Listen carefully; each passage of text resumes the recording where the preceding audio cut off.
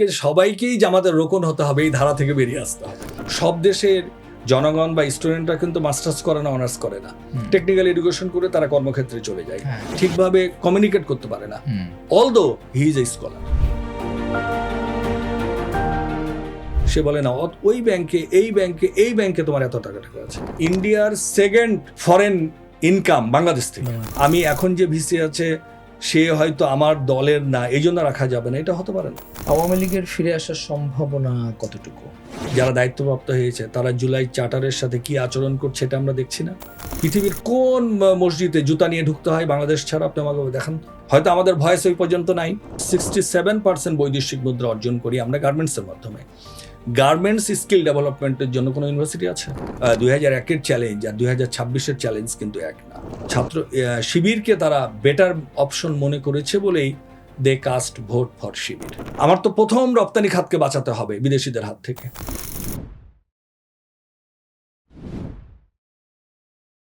1-to-1 অথবা 5 জনের ছোট ব্যাচে আপনি বা আপনার সন্তান শিখতে পারেন শুদ্ধ কোরআন। কোনো রেকর্ডেড ক্লাস নয়, অভিজ্ঞ শিক্ষক অনলাইনে সরাসরি আপনার পড়া শুনবেন এবং ভুল শুধরে দেবেন। পাশাপাশি মেয়েদের জন্য থাকছে মহিলা শিক্ষিকা। নিশ্চিন্তে কোরআন শিখতে এখনই মেসেজ দিন।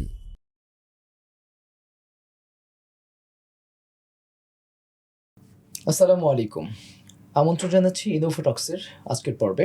আজ সমসাময়িক বাংলাদেশ নিয়ে এমন একজন ব্যক্তির সাথে কথা বলবো যিনি একটি সময়ে তুখোড় ছাত্রনেতা হিসেবে বাংলাদেশের রাজনীতির গুণগত পরিবর্তনের লক্ষ্যে কাজ করেছেন এবং পরবর্তীতে বিশিষ্ট শিক্ষা প্রশাসক হিসেবে নিজেকে গড়ে তুলেছেন।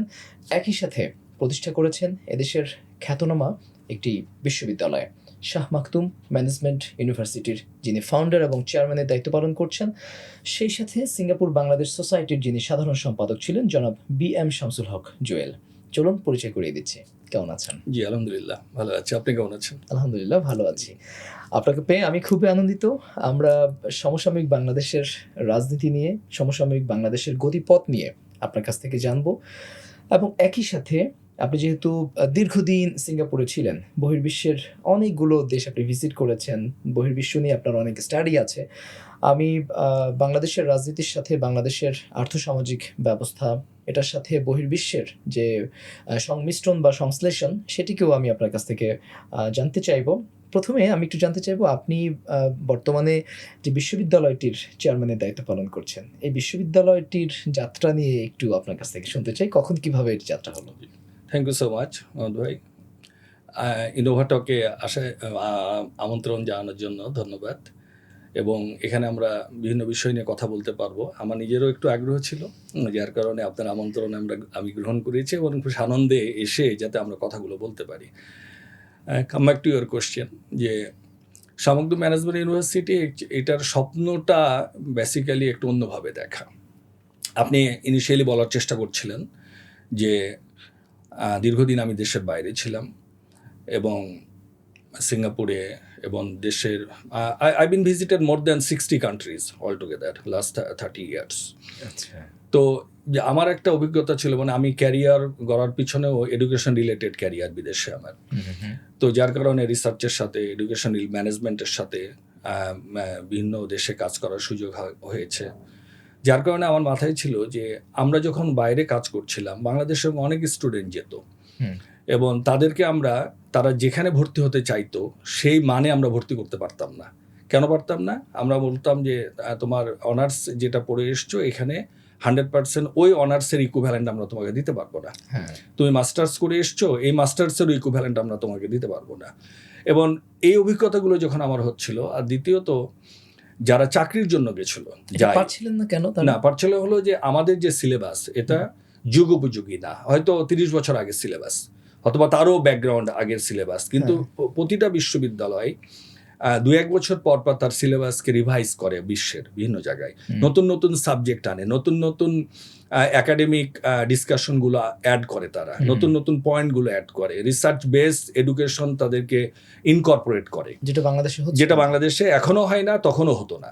হচ্ছিল না। কিন্তু বাংলাদেশের বিভিন্ন কোর্সে যে ক্রেডিট ছিল সেটা জি। তো ঠিকই ছিল। না, সেই ক্রেডিট মানে অনেক সময় বিভিন্ন বিশ্ববিদ্যালয়ে দেওয়া হয় তাদেরকে ফরেন স্টুডেন্ট নেওয়ার জন্য। কিন্তু ওখানে যাওয়ার পরে আপনি দেখবেন UK, USA, Australia, New Zealand, Singapore, even তো মালয়েশিয়াতে অনেক কমার্শিয়াল স্কুল আছে, সেগুলো আলাদা আলোচনা। সেগুলোতে এজেন্টরা নিয়ে যায়, কতটুকু পড়াশোনা হয় না এই আলোচনা অন্য সময় করা যাবে। কিন্তু I am talking about the real education. এই এডুকেশনগুলোর ক্ষেত্রে প্রতিটা ক্ষেত্রে হয় কি যে বাংলাদেশের যে শিক্ষার মান, এই স্ট্যান্ডার্ডটা ওয়ার্ল্ডের ভালো ইউনিভার্সিটিগুলো, ভালো শিক্ষা প্রতিষ্ঠানগুলো ইকুইভ্যালেন্ট মান দেয় না বা দিতে পারে না বা দিতে চায় না, ডিউ টু দ্য আমাদের ব্যাকগ্রাউন্ড অফ দ্য এডুকেশনাল মানে কি বলবো মানে রিয়েলিটি। এখন একটা সবচেয়ে বড় কথা দেখেন, একটা স্টুডেন্ট যখন এখান থেকে যায়, সে ক্লেম হিমসেলফ যে he got a honours degree, he got a masters degree, but this is the one of the highest degree. আপনি বলেন বিশ্বের সব দেশের জনগণ বা স্টুডেন্টরা কিন্তু মাস্টার্স করে না, অনার্স করে না, টেকনিক্যাল এডুকেশন করে তারা কর্মক্ষেত্রে চলে যায়। আমাদের দেশের ওই রেশিওটার চেয়ে মূলত হায়ার এডুকেশনের দিকের প্রবণতা আমাদের দেশে বেশি, ইউ নো ভেরি ওয়েল। তো এখন ওরা যখন বাইরে যায়, they cannot communicate in English, they cannot মানে সিম্পল ইংলিশগুলো তারা বলতে পারে না। তখন তাদের মাঝে একটা প্রবণতা তৈরি হয়, আর they really educated? Are they really have obtained the honors degree? Are they really obtained the master degree? They just ask. তো যখন তারা কমিউনিকেট করতে পারে না, that is the initial doubt.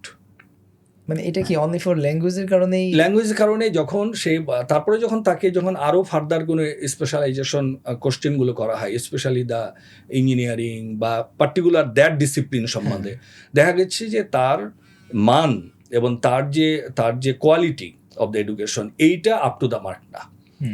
এখানে হয়তো for the sake of to achieve the certificate সে হয়তো একটা নির্দিষ্ট সিলেবাস, একটা নির্দিষ্ট প্রশ্ন পড়ে পাশ করেছে। He or she does not have a in depth knowledge about those discipline যেটাতে সে ক্লেম করে যে সে মাস্টার্স ইন ফিন্যান্স, সে মাস্টার্স ইন ব্যাঙ্কিং, সে অনার্স ইন কম্পিউটার সায়েন্স, সে honours in so and so. But এইটা যখন সে মাস্টার্স করতে যাচ্ছে, যখন তার ওখানকার রিক্রুটেড প্রফেসর বা ওখানকার যে অ্যাডমিনিস্ট্রেটর তার সাথে কথা বলছে, সে তখন বলছে যে তুমি কোন কোন সাবজেক্ট পড়েছো, এগুলো সম্বন্ধে একটু বলো তো, হাউ ইউ ডিড ইট। দেখা যাচ্ছে যে he does not have in depth knowledge. সে হয়তো লিমিটেড কিছু কোশ্চেন করে পাসটা করেছে, তো এখানে তো ইন ডেপথ নলেজ হলো না। এডুকেশন তারা যেটা বলে, তারা তো for the sake of certificate অর্জন করার জন্য এডুকেশন না, তাই না? সেটা হলো যে আপনাকে জানতে হবে। আপনি যখন অনার্স মাস্টার্স একটা পার্টিকুলার ডিসিপ্লিন সম্বন্ধে বলবেন, definitely he know much more better then anybody else, এবং টেকনিক্যাল জিনিসগুলো আপনাকে জানতে হবে। আনফর্চুনেটলি আমাদের কোয়ালিটি এডুকেশনকে আমরা এনশিওর করিনি। আমরা সার্টিফাইড এডুকেশন, যেটাতে সার্টিফিকেট পাবো and we can get A job, ওই জবে যেহেতু ওই এডুকেশনের কোনো রিফ্লেকশন আমাদের করতে হয় না, যার কারণে আমাদের স্টুডেন্টরাও they are not serious and sincere to understand and get the more knowledge about those discipline, যাতে সে, যেহেতু তার তো কোনো ইমপ্লিমেন্টেশন নাই। বাংলাদেশে মানে কি বলবো, পুলিশে যাচ্ছে ডাক্তাররা, ইঞ্জিনিয়াররা, বাংলাদেশে বিসিএস করে যারা যাচ্ছে তাদের ওই ডিসিপ্লিনের পার্টিকুলার যে সাবজেক্টে পড়ে এসছে, আপনি বলেন how many of them they can implement those skill, those education in their professional life? কিছুই করছে না, তারা করতে পারে না। What is the difference between আমাদের ডিগ্রি আর বাইরের ডিগ্রির মধ্যে? যখন বাইরের একটা স্টুডেন্ট, ইন মাই এক্সপিরিয়েন্স, আমি যেটা দেখেছি বিভিন্ন দেশে, যখন একজন student he wanted to obtain certain discipline degree, তার মানে he has a plan to make a profession on those discipline, isn't it? Otherwise আপনি কেন পড়তে যাবেন? আপনি হিস্ট্রি কেন পড়বেন? You will work in history as a. আপনি ব্যাংকিং অ্যান্ড ফাইন্যান্স কেন পড়বেন? You should be the good banker, professional banker, isn't it? আপনি অ্যারাবিক কেন পড়বেন? You has to be Arabic skill মানে কি বল, প্রফেশনাল। কিন্তু আমাদের দেশে 90% ক্ষেত্রে, হয়তো 10% ইউ উইল ফাইন্ড যে তারা একটা প্ল্যান নিয়ে পড়ে, 90% ক্ষেত্রে আপনি দেখবেন যে they are not choosing those discipline যেটা বেসিক্যালি তারা প্রফেশন হিসাবে নিতে চায়। তো এই ক্ষেত্রেই প্রবলেমগুলো হয়। তো এই ক্ষেত্রে যখন আমরা দীর্ঘদিন I have been seen all this experience, তখন এটা একটা ব্যাপার। আর দ্বিতীয়ত আমরা যে এডুকেশনগুলোতে ওখানে প্রমোট করেছি বা দায়িত্ব পালন করেছি বিভিন্ন ক্ষেত্রে, তখন মনে হতো যে আমরা তো ওদের দেশকে প্রমোট করছি, আমাদের দেশের তো কোনো লাভ হচ্ছে না এখানে। তো যদি ভবিষ্যতে কোনোদিন ভালো পরিবেশ হয়, তো we have to come back in the country, দেশে তো আসতেই হবে। এখন আমি সিটিজেনশিপ নিলাম, রেসিডেন্টশিপ নিলাম, বাইরে we make our life wonderful life, golden life lead করলাম, কিন্তু এন্ড অফ দ্য ডে অ্যাটিচিউডটা কি? অ্যাটিচিউডটা হলো still I can't remove my colour, still I can't remove my Bangladeshi identity. আপনি ব্রিটিশ সিটিজেন হতে পারেন, সিঙ্গাপুরিয়ান রেসিডেন্ট হতে পারেন, আপনি আমেরিকান সিটিজেন হতে পারেন, but you are not a by native American, you are not a native British, you cannot be a native Singaporean, because your color, your culture and your identity, you cannot remove it, although you are holding those passport, তাই কি না? তো কাজেই আপনি second class citizen, মানে আমরা যেটা normally বলি বা শুনি, তাহলে এটা থাকবেন, কিন্তু you can have a very good life, very colourful life, very luxury life, it is true, but when you die, either you have to come back in your own land. তাহলে আপনি দেশের জন্য কি করলেন? আপনি মানে আপনি যদি ক্রিয়েশনকে বিশ্বাস করেন, আল্লাহকে বিশ্বাস করেন, গডকে বিশ্বাস করেন, যে ধর্মের কথাই ভাবুক না কেন, আপনাকে আমেরিকা আল্লাহ জন্ম না নিয়ে বাংলাদেশে না হলো? আপনাকে কেন সিঙ্গাপুরে জন্ম না নিয়ে আপনাকে বাংলাদেশে জন্ম হলো? আপনার কেন আপনি ইউএসএ, ইউকেতে বা ইউরোপে জন্ম না নিয়ে আপনাকে হলো? Because God choose you for Bangladesh, এই জন্য আপনাকে এখানে জন্ম দিয়েছে। Am I correct? তো যেহেতু আপনাকে জন্ম দিয়েছে, আপনি এখানেই জন্ম নিয়ে একটা পর্যায়ে তারপরে আপনি মানে ইউ ওয়েন্ট ফর আপনার নিজের ক্যারিয়ারের জন্য দেশের বাইরে গিয়ে, you can't forget your own identity, you are not suppose to forget your own motherland, যেটা আমরা অনেকেই বাইরে বাইরে বাইরে দেখি, কিন্তু এন্ড অফ দ্য ডে আপনার লাস্ট তো আসে, আপনার মানে মাতৃভূমি তো এটা। আমরা আমাদের ক্যারিয়ারের জন্য যারা আমরা প্রবাসে মানে দীর্ঘদিন থাকে, অনেক প্রবাসী এখন দেশের বাইরে, তাই না? They don't wanted to come back, কিন্তু এই অ্যাটিচিউডটা থেকে আমাদের বেরিয়ে আসতে হবে। আমরা অনেকেই কাম ব্যাক করতে চাই, অনেকেই করেছে, অনেকে আরও আসতে চাই, কেন আসতে পারে না সেটা হয়তো আনাদার ডিবেট, যে কন্ডিউসিভ অ্যাটমসফিয়ার নাই, এখানে এসে ওই সোশ্যাল সিকিউরিটি নাই, ওই লাইফস্টাইল নাই, সেটা হয়তো, কিন্তু কেউ না কেউ তো কাদেরকে আসতে হবে, এই পরিবেশ তৈরি করতে হবে, এবং অনেকে আসে এবং চেষ্টা করে। তা মাই পয়েন্ট ইজ দ্যাট, যে আপনি যেহেতু জন্মগ্রহণ করেছেন, কাজেই you did not to forget your own identity. আপনি যে পাসপোর্টই নেন না কেন, যে দেশের নাগরিকত্বই নেন না কেন, until unless you are the Bangladesh, you are Bengali এবং আপনি মুসলিম, আপনাকে ইউর মাদারল্যান্ডে কাম ব্যাক করতে হবে। তো আপনার মাদারল্যান্ডের প্রতি আপনার দায়িত্ব কি? আপনি কি সেই দায়িত্বের জায়গা থেকেই বিশ্ববিদ্যালয়টি প্রতিষ্ঠা করেছেন? না, মানে I am coming that point actually, যে আপনার দায়িত্ব, আপনি কিছু করতে হবে। আপনি এখানে এসে কি করবেন? আপনার যে অভিজ্ঞতা, আপনার যে যতটুকু অভিজ্ঞতা হয়েছে, তা আপনি কি লাস্ট একেবারে মানে 60-70 ইয়ার্সে কাম ব্যাক করে আপনি দেশকে কি দিবেন? Because you don't have enough time to contribute. আপনাকে একটা সাবস্টেন্সিয়াল টাইম নিয়েই তো আসতে হবে, যেখানে আপনি 10-15-20 বছর অ্যাটলিস্ট আপনার দীর্ঘ প্রবাস বা দীর্ঘ আন্তর্জাতিক অভিজ্ঞতা, জ্ঞান, আপনার দক্ষতা, এগুলো যদি এন্ড অফ দ্য ডে আপনার দেশের পুনর্গঠনে, দেশের উন্নয়নের জন্য, দেশের পরিবর্তনের জন্য, দেশকে ভালো করার জন্য কোনো ভূমিকা না রাখেন, তাহলে as I told you earlier, যে আপনি যে দেশে জন্মগ্রহণ করেছেন সেই দেশের উপর আপনার কি দায়িত্ব আপনি পালন করলেন? এই চিন্তা অলওয়েজ একজন, মানে এটা আমি বলবো না I M a big patriotic, আমি খুব বড় দেশপ্রেমিক, হুইচ ইজ নট, কিন্তু যেহেতু ছাত্র রাজনীতি করার কারণে মানে দেশ থেকে যাওয়ার আগে ক্লোজলি আমরা দেশ নিয়ে চিন্তা করতাম, দেশের জন্য আন্দোলন করতাম, দেশকে স্বৈরাচার মুক্ত করার জন্য, দেশকে অনিয়ম, দেশকে ভালো একটা দেশে পরিণত করার জন্য চেষ্টা করতাম। তখন আমাদের কাছে কোনো এক্সাম্পল ছিল না, কিন্তু আমরা যখন দেশের বাইরে এই 20-30 বছর কাটানোর পর আমাদের কাছে এক্সাম্পল, যে কোন দেশ কিভাবে, কেন বাংলাদেশ ওই রকম হচ্ছে না। তো তখন এই দেশ মানে চিন্তাটা মাথায় আসে, এবং তখন যখন দেশে আসতাম 2 বছর 1 বছর পর 2-1 সপ্তাহের জন্য আবার ফিরে যেতাম, then we can identify, we can make the difference, যে কেন ওরা এগিয়ে যাচ্ছে আমরা পারছি না, কেন সমসাময়িকভাবে স্বাধীনতা লাভ করেছে মালয়েশিয়া, মরিশাস, অন্যান্য দেশগুলো, কোরিয়া, কিন্তু আমরা আগাতে পারছি না। তো এইগুলোর পার্থক্যগুলো খুব পীড়া দিত যে কিছু করা দরকার, এখন কি করতে হবে, আমরা তো রেভলিউশন করে এসেই কিছু করে দিতে পারবো না। তো যার যার যোগ্যতা, যার যার দক্ষতা, ওটাকে কাজে লাগানো যায় কিভাবে, সবাই যদি এভাবে চিন্তা করি, তখন মনে হলো যে একটা ভালো দেশ শিক্ষা প্রতিষ্ঠান করা দরকার। আপনি বলতে পারেন যে ম্যানেজমেন্ট ইউনিভার্সিটি মানে কি শুধুমাত্র ম্যানেজমেন্ট সাবজেক্ট, এটাও অনেকে ভুল করে, which is not, no no no no no, not at all, not at all.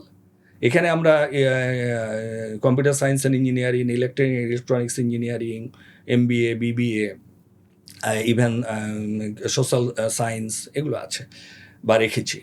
এটা আপনি বলতে পারেন যে তাহলে what is the difference between the management ইউনিভার্সিটির এটা সিগনিফিকেন্সি কি? মানে আমি আনলাম কথাটা, এটা বলে দিই আপনাকে। সেটা হলো যে দেখেন, মানে ইনিশিয়ালি যখন প্রথমে তো গুরু শিষ্যর এডুকেশন পদ্ধতি এই ওয়ার্ল্ড, মানে এই ল্যান্ডে বা এই পৃথিবীতে চালু হয়েছিল, তাই না, যে গুরু শিষ্যের এই ধারা থেকে শিক্ষা প্রতিষ্ঠান আসলো। শিক্ষা প্রতিষ্ঠান আসলো যখন শিক্ষা প্রতিষ্ঠান মানে বিশ্ববিদ্যালয় ধারাটা তৈরি হলো, ইটালিতে প্রথম বিশ্ববিদ্যালয় তৈরি হলো। তারপরে এটা হলো কি ইন জেনারেল ইউনিভার্সিটি, কেন? এটা হায়ার এডুকেশনের জন্য। এই ধারাটা চললো more than 150 years and 200 years. তারপরে মানে এডুকেশনিস্টরা মানে অ্যানালাইসিস করলো যে ইন জেনারেল এডুকেশনে হায়ার এডুকেশন দেওয়ার চেয়ে পরবর্তীতে science and technology base university শিক্ষাটা ব্যাপকভাবে নতুনভাবে আসা শুরু হলো। তখন দেখা গেলো in general university, in general স্টাডির চেয়ে সায়েন্স বেস স্কিল ডেভেলপমেন্ট করাটা মোর ইম্পর্টেন্ট। তখন দেখবেন বাংলাদেশে ঢাকা বিশ্ববিদ্যালয় হয়েছে, তখন কিন্তু ঢাকা বিজ্ঞান ও প্রযুক্তি বিশ্ববিদ্যালয়ে নাম দেওয়া হয়নি, তাই না? আমি বাংলাদেশকে নিয়ে উদাহরণটা দিচ্ছি। কেন? ঢাকা বিশ্ববিদ্যালয় ইন জেনারেল ইউনিভার্সিটি, সব সাবজেক্টই পড়ানো হবে এবং এটা বিশ্ব হায়ার এডুকেশনের একটা প্রতিষ্ঠান, তাই না, উচ্চ মান, মানে হায়ার এডুকেশনের জন্য। কিন্তু পরবর্তীকালে যখন আজ থেকে 50 বছর আগে বা 40 বছর আগে স্পেশালি নতুন করে ধারণা আসলো যেন science and technology base university করতে হবে এবং এখানে সায়েন্স অ্যান্ড টেকনোলজি বেস এডুকেশনটাই দরকার in order to lead the whole world. এবং টেকনোলজি যে হারে ডেভেলপ করছে, এবং শিল্প বিপ্লবের পর থেকে যে ডেভেলপমেন্টটা শুরু হলো, তখন দেখবেন বাংলাদেশে কি হলো, বুয়েট হলো, Bangladesh university of engineering and technology. তখন কিন্তু বাংলাদেশ ইউনিভার্সিটি নামে আরেকটা ইউনিভার্সিটি হয়নি। ঠিক তেমনি আপনি দেখবেন AIT, Asian institute of technology, IIT, Indian Institute of technology, তারপরে এইভাবে RMIT, royal Melbourne institute of technology. এইভাবে ইউনিভার্সিটিগুলোর নামকরণ শুরু হলো ইনস্টিটিউট অফ টেকনোলজি অর্থাৎ সায়েন্স অ্যান্ড টেকনোলজি নামে। তার মানে শিক্ষার ধারাটা প্রমোট করলো ইন জেনারেল থেকে সায়েন্স অ্যান্ড এডুকেশন। পরবর্তীকালে এই 15-20 বছর আগে আবার নতুন একটা ধারা হলো যে না, আপনি ভালো মানে হায়েস্ট ডিগ্রি নিলেন একটা সার্টেন ডিসিপ্লিন থেকে, ইভেন দো আপনি ভালো মানে সায়েন্স বেস ডিগ্রি দিলেন বিজ্ঞান ও প্রযুক্তি বিশ্ববিদ্যালয়গুলো থেকে ওয়ার্ল্ডের বা দেশের, তখন আপনি কি ভালো ইঞ্জিনিয়ার হলেন, ভালো ডক্টর হলেন, তাই না, ভালো আপনি অ্যারোনটিক এক্সপার্ট হলেন। এভাবে ডিসিপ্লিন হলো এডুকেশন এবং সায়েন্স বেস। কিন্তু আনফর্চুনেটলি আপনার মধ্যে ম্যানেজমেন্ট স্কিল তৈরি হলো না। এর উদাহরণটা আর একটু ক্লিয়ার করি, তাহলে আপনি বুঝতে পারবেন। সেটা হলো আপনি দেখবেন আমাদের সারা বিশ্বে অনেক আছে, আমাদের দেশে আরও চোখে পড়ে, খুব ভালো teacher, he got a PhD, he got a MPhil, he got a good মানে এডুকেশনাল ব্যাকগ্রাউন্ড, হি ফার্স্ট ক্লাস ফার্স্ট, হয়তো প্রতিটা ক্ষেত্রে সে ফার্স্ট হয়েছে, কিন্তু সে যখন ক্লাসে যায় হি ক্যানট কন্ট্রোল দ্য স্টুডেন্ট। তার কথা কেউ শোনে না, উনি ওনার মতো বক্তৃতা দিয়ে যাচ্ছে যে 60-100 জন স্টুডেন্ট, তার কথা কেউ শোনে না, because he does not have that skill and capability to manage the class. Right. অথবা উনি প্রচুর জানে, কিন্তু উনি যখন কথা বলা শুরু করে nobody here, nobody listen to him properly. অথবা উনি যে জিনিসটা বলা দরকার সেই জিনিসটা প্রপারলি উপস্থাপন করতে পারে না, বোঝাতে পারে না। অথবা দেখা যাবে যে তার আন্ডারে 10 জন স্টাফ আছে বা 20 জন, সে একটা প্রতিষ্ঠান চালাচ্ছে, হ্যাঁ, he become a vice chancellor, pro vice chancellor, or the academician, or maybe administrator, whatever it is. কিন্তু দেখা গেল তার অফিস স্টাফ তার কথা ঠিকমতো শোনে না, সে ঠিকভাবে অ্যাড্রেস করতে পারে না, ঠিকভাবে কমিউনিকেট করতে পারে না, although he is a scholar. তাহলে কি এখানে ল্যাকটা কি? Management skill. তার মানে আপনি যত ভালো এডুকেশনিস্ট হন না কেন, ভালো শিক্ষক হন না কেন, ভালো ইঞ্জিনিয়ার হন না কেন, আপনি ইঞ্জিনিয়ার, সে যখন সাইডে যায় তার কথা কি লেবাররাও শোনে না কেন? হি ক্যানট কমিউনিকেট, তার এই কমিউনিকেশন স্কিল, হিউম্যান কমিউনিকেশন সে জানে না। আপনার বিশ্ববিদ্যালয় কি তাহলে প্রত্যেকটি ডিসিপ্লিনেই সাথেই অতিরিক্ত ম্যানেজমেন্টের উপর আলাদা কোর্স, যাতে সে যে ডিসিপ্লিনই চুজ করুক না কেন, and of the day he can B a good leader, he can B a good coordinator, he can B a good communicator, যেটা বিশ্বের জন্য সবচেয়ে জরুরি। এবং এই কারণেই দেখবেন এই 15-20 বছর আগে থেকে সারা বিশ্বে ম্যানেজমেন্ট ইউনিভার্সিটির যাত্রা শুরু। আচ্ছা, বাংলাদেশে উই আর দ্য ফার্স্ট, এই আইডিয়াটা এখান থেকে। সিঙ্গাপুর ইজ দ্য এশিয়ার সিঙ্গাপুর ম্যানেজমেন্ট ইউনিভার্সিটি 80-র দশকের শেষে তারা তৈরি করে। তারপরে পাকিস্তানে হয়েছে লাহোর ম্যানেজমেন্ট ইউনিভার্সিটি, আরও 2-1টা আছে, ইন্ডিয়াতে তো হচ্ছে। এই ধারাটা তখন তৈরি হলো যে না, আমি শুধু ইন জেনারেল ইউনিভার্সিটি এডুকেশন দিলে হবে না, সায়েন্স বেস দিলে হবে না, অ্যাপার্ট ফ্রম দ্যাট আমাকে অলওয়েজ তাকে ম্যানেজমেন্ট জানতে হবে। সে যদি লিডারশিপ কোয়ালিটি ডেভেলপ করতে না পারে, সে ভালোভাবে কোনো কিছুই রান করতে, সে যে প্রতিষ্ঠানই তার হাতে দেওয়া হোক না কেন, সে পারবে না। কাজেই apart from being a scholar, এটা হওয়ার পাশাপাশি তাকে কমিউনিকেটর হতে হবে, লিডারশিপ কোয়ালিটি করতে হবে। এর জন্য দরকার ম্যানেজমেন্ট জানা, প্রতিটা ক্ষেত্রে, প্রতিটা ডিসিপ্লিনে। এই জন্য ম্যানেজমেন্ট বাংলাদেশে এখন প্রায় 100+ প্রাইভেট ইউনিভার্সিটি, 107টি প্রাইভেট বিশ্ববিদ্যালয়। আপনি কি মনে করেন আরো কিছু সংখ্যক প্রাইভেট বিশ্ববিদ্যালয় কি বাংলাদেশে দরকার? না, বাংলাদেশে যে প্রাইভেট ইউনিভার্সিটি আছে, হ্যাঁ, এবং যতগুলো পাবলিক ইউনিভার্সিটি আছে, ওদিকে ধরেন 1737, অ্যারাউন্ড 150 ধরেন, ইটসেলফ ইজ এনাফ। আপনি যদি স্পেশালাইজড ইউনিভার্সিটি করতে চান, that should needed, marine related, textile related, agriculture related, সেটা দরকার আছে। কিন্তু in general university I don't think so we needed, এটা খুব একটা দরকার নাই। আমি এক্ষেত্রে বলে রাখা ভালো যে আপনি দেখেন আমাদের কিন্তু ফ্যাশন বা টেক্সটাইল বা টেকনোলজি এর উপর কোনো ইউনিভার্সিটি কেউ করে না, বা করলেও তাকে খুব বেশি প্রমোট করা হয় না। যেরকম ধরেন আমাদের সবচেয়ে মানে বৈদেশিক মুদ্রা অর্জনকারী খাত কয়টা? 2টো। একটা হলো মানে গার্মেন্টস, আর দ্বিতীয়ত হলো প্রবাসী ওয়ার্কার। এইগুলো, এই 2টা হলো মেজর, রিমেইনিং অ্যানাদার 5% হয়তো আরও 3-4টা হবে আর কি। তাহলে এই দুটোর ক্ষেত্রে ফার্স্ট যদি আপনি গার্মেন্টসকে ধরেন, যেটার আমাদের 67% বৈদেশিক মুদ্রা অর্জন করি আমরা গার্মেন্টসের মাধ্যমে, গার্মেন্টস স্কিল ডেভেলপমেন্টের জন্য কোনো ইউনিভার্সিটি আছে? নো, জাস্ট ওয়ান বেসরকারি ইউনিভার্সিটি। গভর্নমেন্ট ইউনিভার্সিটি একটাই, টেক্সটাইল ইউনিভার্সিটি। এখানে তো আরও 10টা হওয়া দরকার।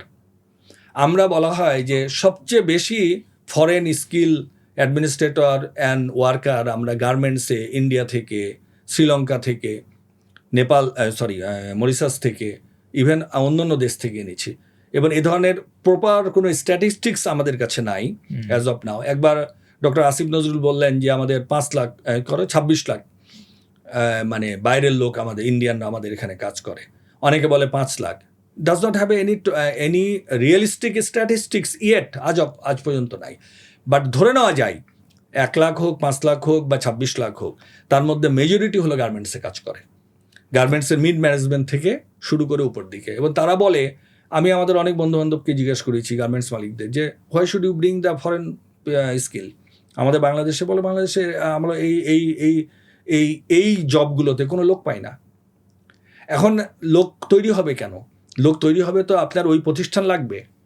তা আপনি যে জায়গাগুলোতে করা দরকার সেই জায়গাগুলোতে গভর্নমেন্টও ইনিশিয়েটিভ নেয় না, অথবা বেসরকারি খাতেও ইনিশিয়েটিভ নেয় না। কেন নেয় না? That is the $1 million question. পার্শ্ববর্তী দেশকে বা ওই ফরেন ওয়ার্কারদেরকে ওয়াকওভার দেওয়ার জন্য, নাকি ইন্ডিয়ার একটা স্ট্যাটিস্টিক্স আপনাকে বলি, ইন্ডিয়ার 2nd ফরেন ইনকাম বাংলাদেশ থেকে। তাহলে এটা কোথা থেকে করে? আপনি আপনি আপনি এতে যান, ওদের স্ট্যাটিস্টিক্সে যান। এখন আজকে এবার মনে হয় দেখলাম 3rd, এই যে ইউনুস সাহেবের কারণে বা হোয়াটএভার, 3rd। তাহলে যেটাই হোক না কেন, ইন্ডিয়ার মতো দেশ তাদের বৈদেশিক মুদ্রা অর্জন করছে বাংলাদেশ থেকে টপ 3। তাহলে এটা কি তার মানে প্রচুর ইন্ডিয়ান এখানে কাজ করে? এই ইন্ডিয়ান কারা?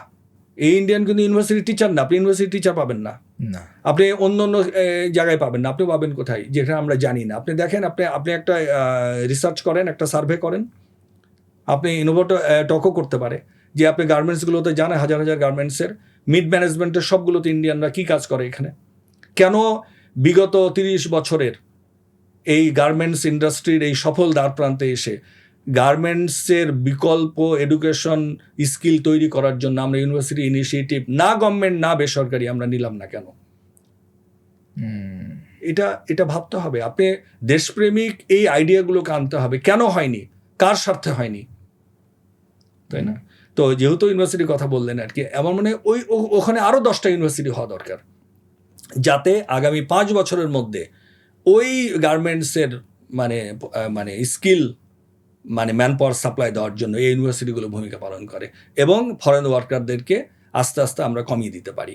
এবং নিশ্চয়ই গার্মেন্টস মালিকরা খুব ভালোবেসে ইন্ডিয়া বাইরের ওয়ার্কার বা বাইরের স্কিল ওয়ার্কারকে আনে তা কিন্তু না, তাদেরকে বেতনও দিতে হয় বেশি। তাহলে আমরা কেন আমাদের লোকগুলোকে প্রোভাইড করতে পারবো না? কিন্তু এর কোনো প্ল্যানিং নাই, অথবা এখানে কোনো ষড়যন্ত্র আছে বা এখানে কোনো সাম কাইন্ড অফ পলিটিক্স আছে, যার কারণে আমরা নিজেরাই চাই না যে ওরা এখান থেকে চলে যাক। তাহলে এটা একটা ভারতীয় চক্রান্ত হতে পারে। I never know. আমার কাছে direct I am not in a position to give you the evidence, but I give you the circumstances. আমি আপনাকে যেটা বললাম, তাহলে এই জিনিসগুলো আমাদেরকে মাথায় রাখতে হবে। এবং এটা বেসরকারি উদ্যোগ হতে পারে, সরকারি উদ্যোগে ইমিডিয়েটলি হওয়া উচিত। আরও 10টা, এই গভর্নমেন্ট সেদিন 2টো ইউনিভার্সিটি দিয়েছে নতুন, হোয়াই নট? আমি কোন সেক্টরে দিব?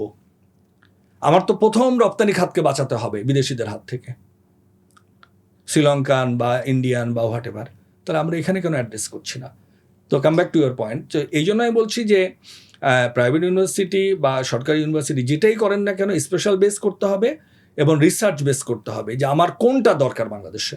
আপনি মেরিন ইঞ্জিনিয়ারিং একটা, মেরিন টেকনোলজি চিটাগাঙ্গে, আপনি এখানে আরও 2টো হতে পারে, বিকজ মেরিন ইঞ্জিনিয়াররা সারা বিশ্বে আমাদের ভালো ভূমিকা রাখছে। সিঙ্গাপুরের প্রফেশনাল অর্ধেকই মেরিন ইঞ্জিনিয়ার এবং they are doing very well, they are a big community. কিন্তু আপনি একটা মেরিন একাডেমিতে বাংলাদেশে কয়জন স্টুডেন্ট ভর্তি হয়? মাত্র 60। বছরে আমরা 60 জন বের করি, কেন 600 বের করতে পারছি না? এদের তো বাংলাদেশে জব দিতে হবে না। They will be established and they will create our image internationally. এই ইন্ডাস্ট্রিগুলোতে আমেরিকানরা আসে না, ইউরোপিয়ানরা আসে না, বিকজ তারা লাক্সারি লাইফ লিড করতে চায়। এটা কারা? এটা ইন্ডিয়া দখল করে আছে। ইন্ডিয়াতে কয়টা মেরিন একাডেমি? অনেকগুলো। শ্রীলঙ্কা দখল করে আছে। তাহলে আমরা ওখানে ফোকাস করি না কেন? এই যে আজকে আমাদের এডুকেশন মিনিস্টার যে জিনিসগুলো নিয়ে বেশি, শিক্ষা কমিশন বা শিক্ষা, এই যে সেদিন আলোচনা হলো ঢাকা বিশ্ববিদ্যালয়, আমি এই জিনিসগুলো কারা আলোচনা করবে? এই জিনিসগুলোই তো আমাদের ভাবতে হবে আগে। আপনি মেরিন একাডেমি আরও 10টা করেন, একজনেও বেকার থাকবে না। আপনি textile related skill development professional তৈরি করার জন্য টেক্সটাইল ইউনিভার্সিটি করেন, ফ্যাশন ডিজাইনের উপর করেন, টেক্সটাইলের সাথে ফ্যাশন রিলেটেড, কেমিক্যালের উপর করেন, যেটা আমাদের এই যে বুটেক্স, এরকম আরও 10টা করেন, যেগুলো কোনোদিন বেকার হবে না, বেকার তৈরি করবে না, যেগুলোতে আমরা ফরেনারদের, যেরকম আমি একটা উদাহরণ দিই আপনাকে, যে সিঙ্গাপুরের উদাহরণ। সিঙ্গাপুর কিন্তু তার নিজের দেশে যে প্রফেশনাল আছে সেটা কিন্তু হায়ার করে না কোনোদিন। আচ্ছা, সে করবে না। সে দেখবে যে আমার কোন জায়গায় শর্টেজ, সেগুলোতে যে দেশ থেকে এক্সপার্টিস যেতে যাবে তারা নিয়ে নেবে। 6.1 মিলিয়ন পিপল হলো জনসংখ্যা সিঙ্গাপুরে, তার মধ্যে 1.9 মিলিয়ন হলো মাইগ্রেন্ট। বিকজ তাদের ইকোনমিকরা বেঁচে আছে মাইগ্রেন্টের উপর। আমরা যারা গেছি ওখানে পড়াশোনা করি বা ওখানে কর্মক্ষেত্র তৈরি করি, দেশ বিদেশ থেকে যে আমেরিকানরা আছে, ব্রিটিশরা আছে, ইন্ডিয়ানরা আছে, ইউরোপিয়ানরা আছে, ইভেন মালয়েশিয়া থেকে আছে। কেন? তারা ওয়েলকাম করে সেগুলোকে যেগুলো তাদের নাই। তারা দেখে এবং তাদের ইউনিভার্সিটিগুলোতে তারা ফোকাস করে ওগুলো, যে আমাদের নিজেদের স্কিল ম্যান পাওয়ার দেশ চালানোর জন্য, ইন্ডাস্ট্রিগুলো চালানোর জন্য। কিন্তু জাপানের আবার এটা নাই, জাপানের বাইরে কাউকে আনতে দেয় না। কিন্তু সিঙ্গাপুর এটা করেছে যে তারা আগে দেশকে গড়েছে, কিন্তু তারা আস্তে আস্তে কমিয়ে দিচ্ছে। যেরকম এখন ধরেন নন স্কিল ওয়ার্কার লাগে না কনস্ট্রাকশনে, আগে যেটা বাংলাদেশ থেকে প্রচুর যেত, এখন এখানে ট্রেনিং দিয়ে তারা এখানে ট্রেনিং সেন্টার খুলেছে, তাদেরকে স্কিল বানিয়ে নিয়ে যাচ্ছে, যেটা 7-8 বছর ধরে আর non skill worker Singapore Bangladesh থেকে নেয় না। তো এখান থেকে স্কিল করে তারপরে নিচ্ছে। ইয়েস, অথবা যারা স্কিল আছে অন্য দেশে কাজ করেছে বা ডিপ্লোমা ইঞ্জিনিয়ার বা এগুলো, তাদেরকে তারা ওয়েলকাম করছে। আমি নিচের দিকে বলছি, আর উপরের দিকে তো আমাদের মতো যারা ইঞ্জিনিয়ার, ডক্টর বা ইউনিভার্সিটি টিচার, তো তো তারা তো বাইরেই পড়াশোনা করে, তারা তো ওয়েলকাম করবেই, হ্যাঁ। হ্যাঁ, তারা তো সিটিজেনশিপ দিয়েই রাখে তাদেরকে। আমি বলতে যাচ্ছি যে মানে আপনার পয়েন্টে যদি আবার আসি, যে আমাদের বাংলাদেশে এই জিনিসগুলো প্রপারলি প্ল্যান করা, থিঙ্ক করা, কোনটা দরকার, কেন দরকার, দেশকে প্রোটেক্ট করা, দেশের অর্থনীতিকে প্রোটেক্ট করা। এক্ষেত্রে থিঙ্ক করার ক্ষেত্রে আমরা একটা ব্যাপার দেখি, জনপ্রতিনিধি যারা, তারা মাঝে মাঝেই মানে নিজ নিজ এলাকায়, আমি যদি জেলার কথা বলি, অনেকে চান যে আমার জেলা একটা বিশ্ববিদ্যালয় হোক। বিশ্ববিদ্যালয় হওয়াটা কি জেলা ওয়াইজ হওয়া দরকার, নাকি আপনি আসলে যেমনটি বললেন যে স্পেসিফিক ফিল্ডে আসলে বিশ্ববিদ্যালয় হওয়া স্কিল উচিত? ডেভেলপমেন্টের জন্য? জি, নো, জেলা ভিত্তিক ইউনিভার্সিটি হওয়াটা মানে আপনি এক এক জেলায় করেন যাতে ওই জেলা সমৃদ্ধ হয়, এটা ঠিক আছে, কিন্তু আপনি যেটাই করেন, যেরকম আপনি আমি যে দুটো তিনটা সাইট বললাম, এই জায়গাগুলোতে আমাদের ইমিডিয়েটলি লোক আমরা ফরেনারদেরকে ব্যবহার করছি, বা অথবা যেখানে বিকশিত হওয়ার সুযোগ আছে, যেটা মেরিন এবং আর টেক্সটাইল, তো আমরা ফরেনারদেরকে যদি আপনি ডিপেন্ডেন্ট কমাতে চান, তাহলে আমাদের কে কিন্তু প্রমোট করতে হবে।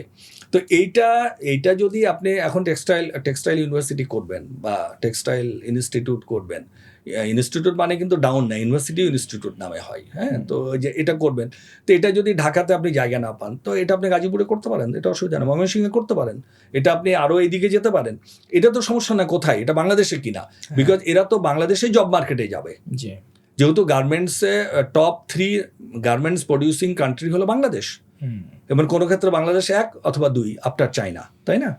তো তাহলে আপনি আপনার লোক আপনার ইন্ডাস্ট্রিকে বাঁচানোর জন্য তৈরি করবেন না, আপনি আপনার ইন্ডাস্ট্রিকে অন্য দেশের প্রশিক্ষিত মানে কি বলবো মানে প্রফেশনালদের হাতে ছেড়ে দিবেন।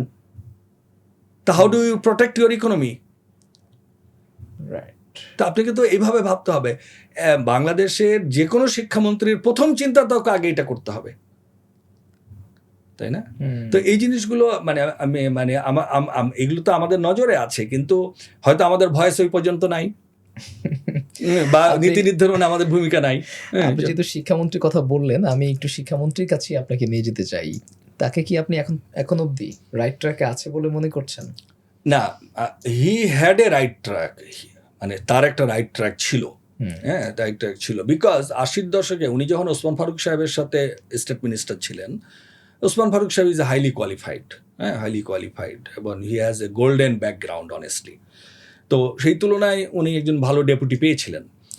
আপনি দেখেন 80-র দশকের চ্যালেঞ্জ, হ্যাঁ, 91-এর, তাই না? এটা মানে উনি যখন মানে শিক্ষা প্রতিমন্ত্রী ছিলেন 2001-এর চ্যালেঞ্জ আর 2026-এর চ্যালেঞ্জ কিন্তু এক না, বিকজ বিশ্ব 90 থেকে 2001 পর্যন্ত যতটুকু এগিয়েছে তার চেয়ে 100 গুণ এগিয়েছে 2001 থেকে 2026, because technologically revolution, social media revolution, যেইটা ওই সময় ছিল না। এখন you can't hide anything, you can't মানে ওভারলুক এনিথিং, বিকজ আপনি একটা হাইড করবেন, আপনি ওভারলুক করার চেষ্টা করবেন, সোশ্যাল মিডিয়া এটাকে আপনাকে ওপেন করে দিবে, ফ্ল্যাশ করে দিবে। কাজেই the atmosphere is different, scenario is different, reality is different. তো আপনি 2001 সালের যে প্রবলেমগুলো, নকলের প্রবলেম বা মানে মানে মানে শিক্ষা ব্যবস্থাকে খুঁজে মানে মানে ডিসপয়েল করে দিচ্ছিল যে নকল করে পাশ করার প্রবণতা, আপনি এইটাকে তখন অ্যাড্রেস করেছেন, which can be very much okay on that time. But এখন কেউ নকল করে না, তো নকল করার দরকারও হয় না। এখন তো ওই শিক্ষা পদ্ধতিও নাই। বাই দিস টাইম ফ্যাসিস্ট সরকার অনেক কিছু চেঞ্জ করে দিয়েছে বিভিন্ন সময়। তাহলে এখন আপনাকে কি মানসম্মত শিক্ষা, মানসম্মত টিচার মেকশিওর করতে হবে, এবং স্টুডেন্টরা এখন অনেক বেশি অ্যাম্বিশাস। তখন অ্যাম্বিশাস ছিল না, ওয়ার্ল্ড তাদের উপর অত ওপেন ছিল না। এখন সে স্মার্টফোনে টিপ দিয়ে আমেরিকার ছেলেমেয়েরা কি করে, সিঙ্গাপুরের ছেলেমেয়েরা কি করে, কোরিয়ান ছেলেমেয়েরা কোন গান পছন্দ করে, কোন ফ্যাশন করে, সে বাংলাদেশে ওই ট্রেন্ড চালু করতে চায়। কাজে 2001 সালে এটা ছিল না, ইজন্ট ইট? যার ফলে আপনি স্বপ্ন দেখাতে পারেননি, সেটা ঠিক কথা, কিন্তু world scenario, world social media open হয়ে গেছে, সে নিজেই স্বপ্ন দেখে, সে নিজেই ভালো ছাত্র হতে চায়, নিজেই পড়াশোনা করতে চায়। এই জন্য মানে ভালো টিচার আপনার দরকার, ভালো শিক্ষা প্রতিষ্ঠান দরকার। শিক্ষা প্রতিষ্ঠান ঠিক মতো হচ্ছে, আপনাকে মেকশিওর করতে হবে এগুলো। শিক্ষা প্রতিষ্ঠান ভালো করার ক্ষেত্রে, আপনি মেকশিওর করবার ক্ষেত্রে গভর্নিং বডি বা আপনার যারা ম্যানেজমেন্টে, আপনি যেমন ফাউন্ডার এবং একটি বোর্ডের চেয়ারম্যান হিসেবে আছেন, আমরা যদি একটু ছোট থেকে দেখি, বিশেষ করে মাধ্যমিক বা উচ্চ মাধ্যমিক পর্যায়ে শিক্ষা প্রতিষ্ঠানগুলো, সেখানে আমরা সম্প্রতি দেখলাম ইউনিট সরকার যেমন একটি আইন চালু করেছিলেন যে এখানে কমিটির সভাপতি হওয়ার জন্য নির্দিষ্ট একটি শিক্ষাগত যোগ্যতা দিয়েছিলেন, বাট সেই জায়গায় কিছুটা ছাড় আমরা লক্ষ্য করছি। এই না, বর্তমান সময়ে। এগুলো প্যাথেটিক। হ্যাঁ, এগুলো প্যাথেটিক কেন? আপনি শিক্ষার সাথে রিলেটেড যারা হতে হবে, শিক্ষা অনুরাগী হোক, অসুবিধা নাই, কিন্তু ব্যাপারটা হয়েছে কি, আপনি যদি এটা দলীয় লোকগুলোকে ওখানে প্রভাব বিস্তারের জন্য দেন, তখন কিন্তু মানে আপনার মানে এই উদ্দেশ্য ব্যাহত হবে। আপনি কেন চেঞ্জ করবেন? মানে you have to have a good logic on that. হ্যাঁ, আপনি যদি বলেন যে না, আমি ভিসি নিয়োগ দিব শুধু আমার দলের লোককে, আমি শিক্ষা প্রতিষ্ঠানের সভাপতি করবো আমার দলের লোককে, আমি এখন যে ভিসি আছে সে হয়তো আমার দলের না, এই জন্য রাখা যাবে না, এটা হতে পারে না। আপনি শিক্ষা প্রতিষ্ঠান ইজ নট এ রাজনৈতিক প্রতিষ্ঠান, is not a political office যে আপনাকে আপনার লোকই ওখানে দিতে হবে। শিক্ষা প্রতিষ্ঠান ইজ এ সার্বজনীন থিংস। এটা এখানে education, regardless of their political identity, regardless of their colour, regardless of their religion, regardless of their other things, আপনাকে ভাবতে হবে as long as he is qualified, আর কিছু দেখার দরকার নাই। সে কোন ধর্মের, কোন বর্ণের, কোন রাজনৈতিক চিন্তাধারার, নট নেসেসারি।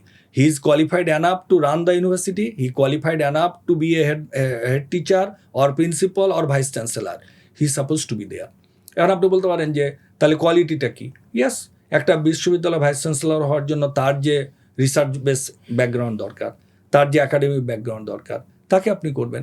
আপনি ওখানে অনেক মানে মানে মানে কোয়ালিফাইড প্রফেসরকে বাদ দিয়ে যদি আপনার দলীয় আনুগত্যের কারণে অপেক্ষাকৃত কম কোয়ালিফাইডকে করেন, ডেফিনেটলি ওই কোয়ালিফাইডগুলো কোণঠাসা হবে। They will not encourage by this decision. তখন শিক্ষা প্রতিষ্ঠান এমনটাই আমরা দেখলাম এক্স্যাক্টলি সব জায়গায়।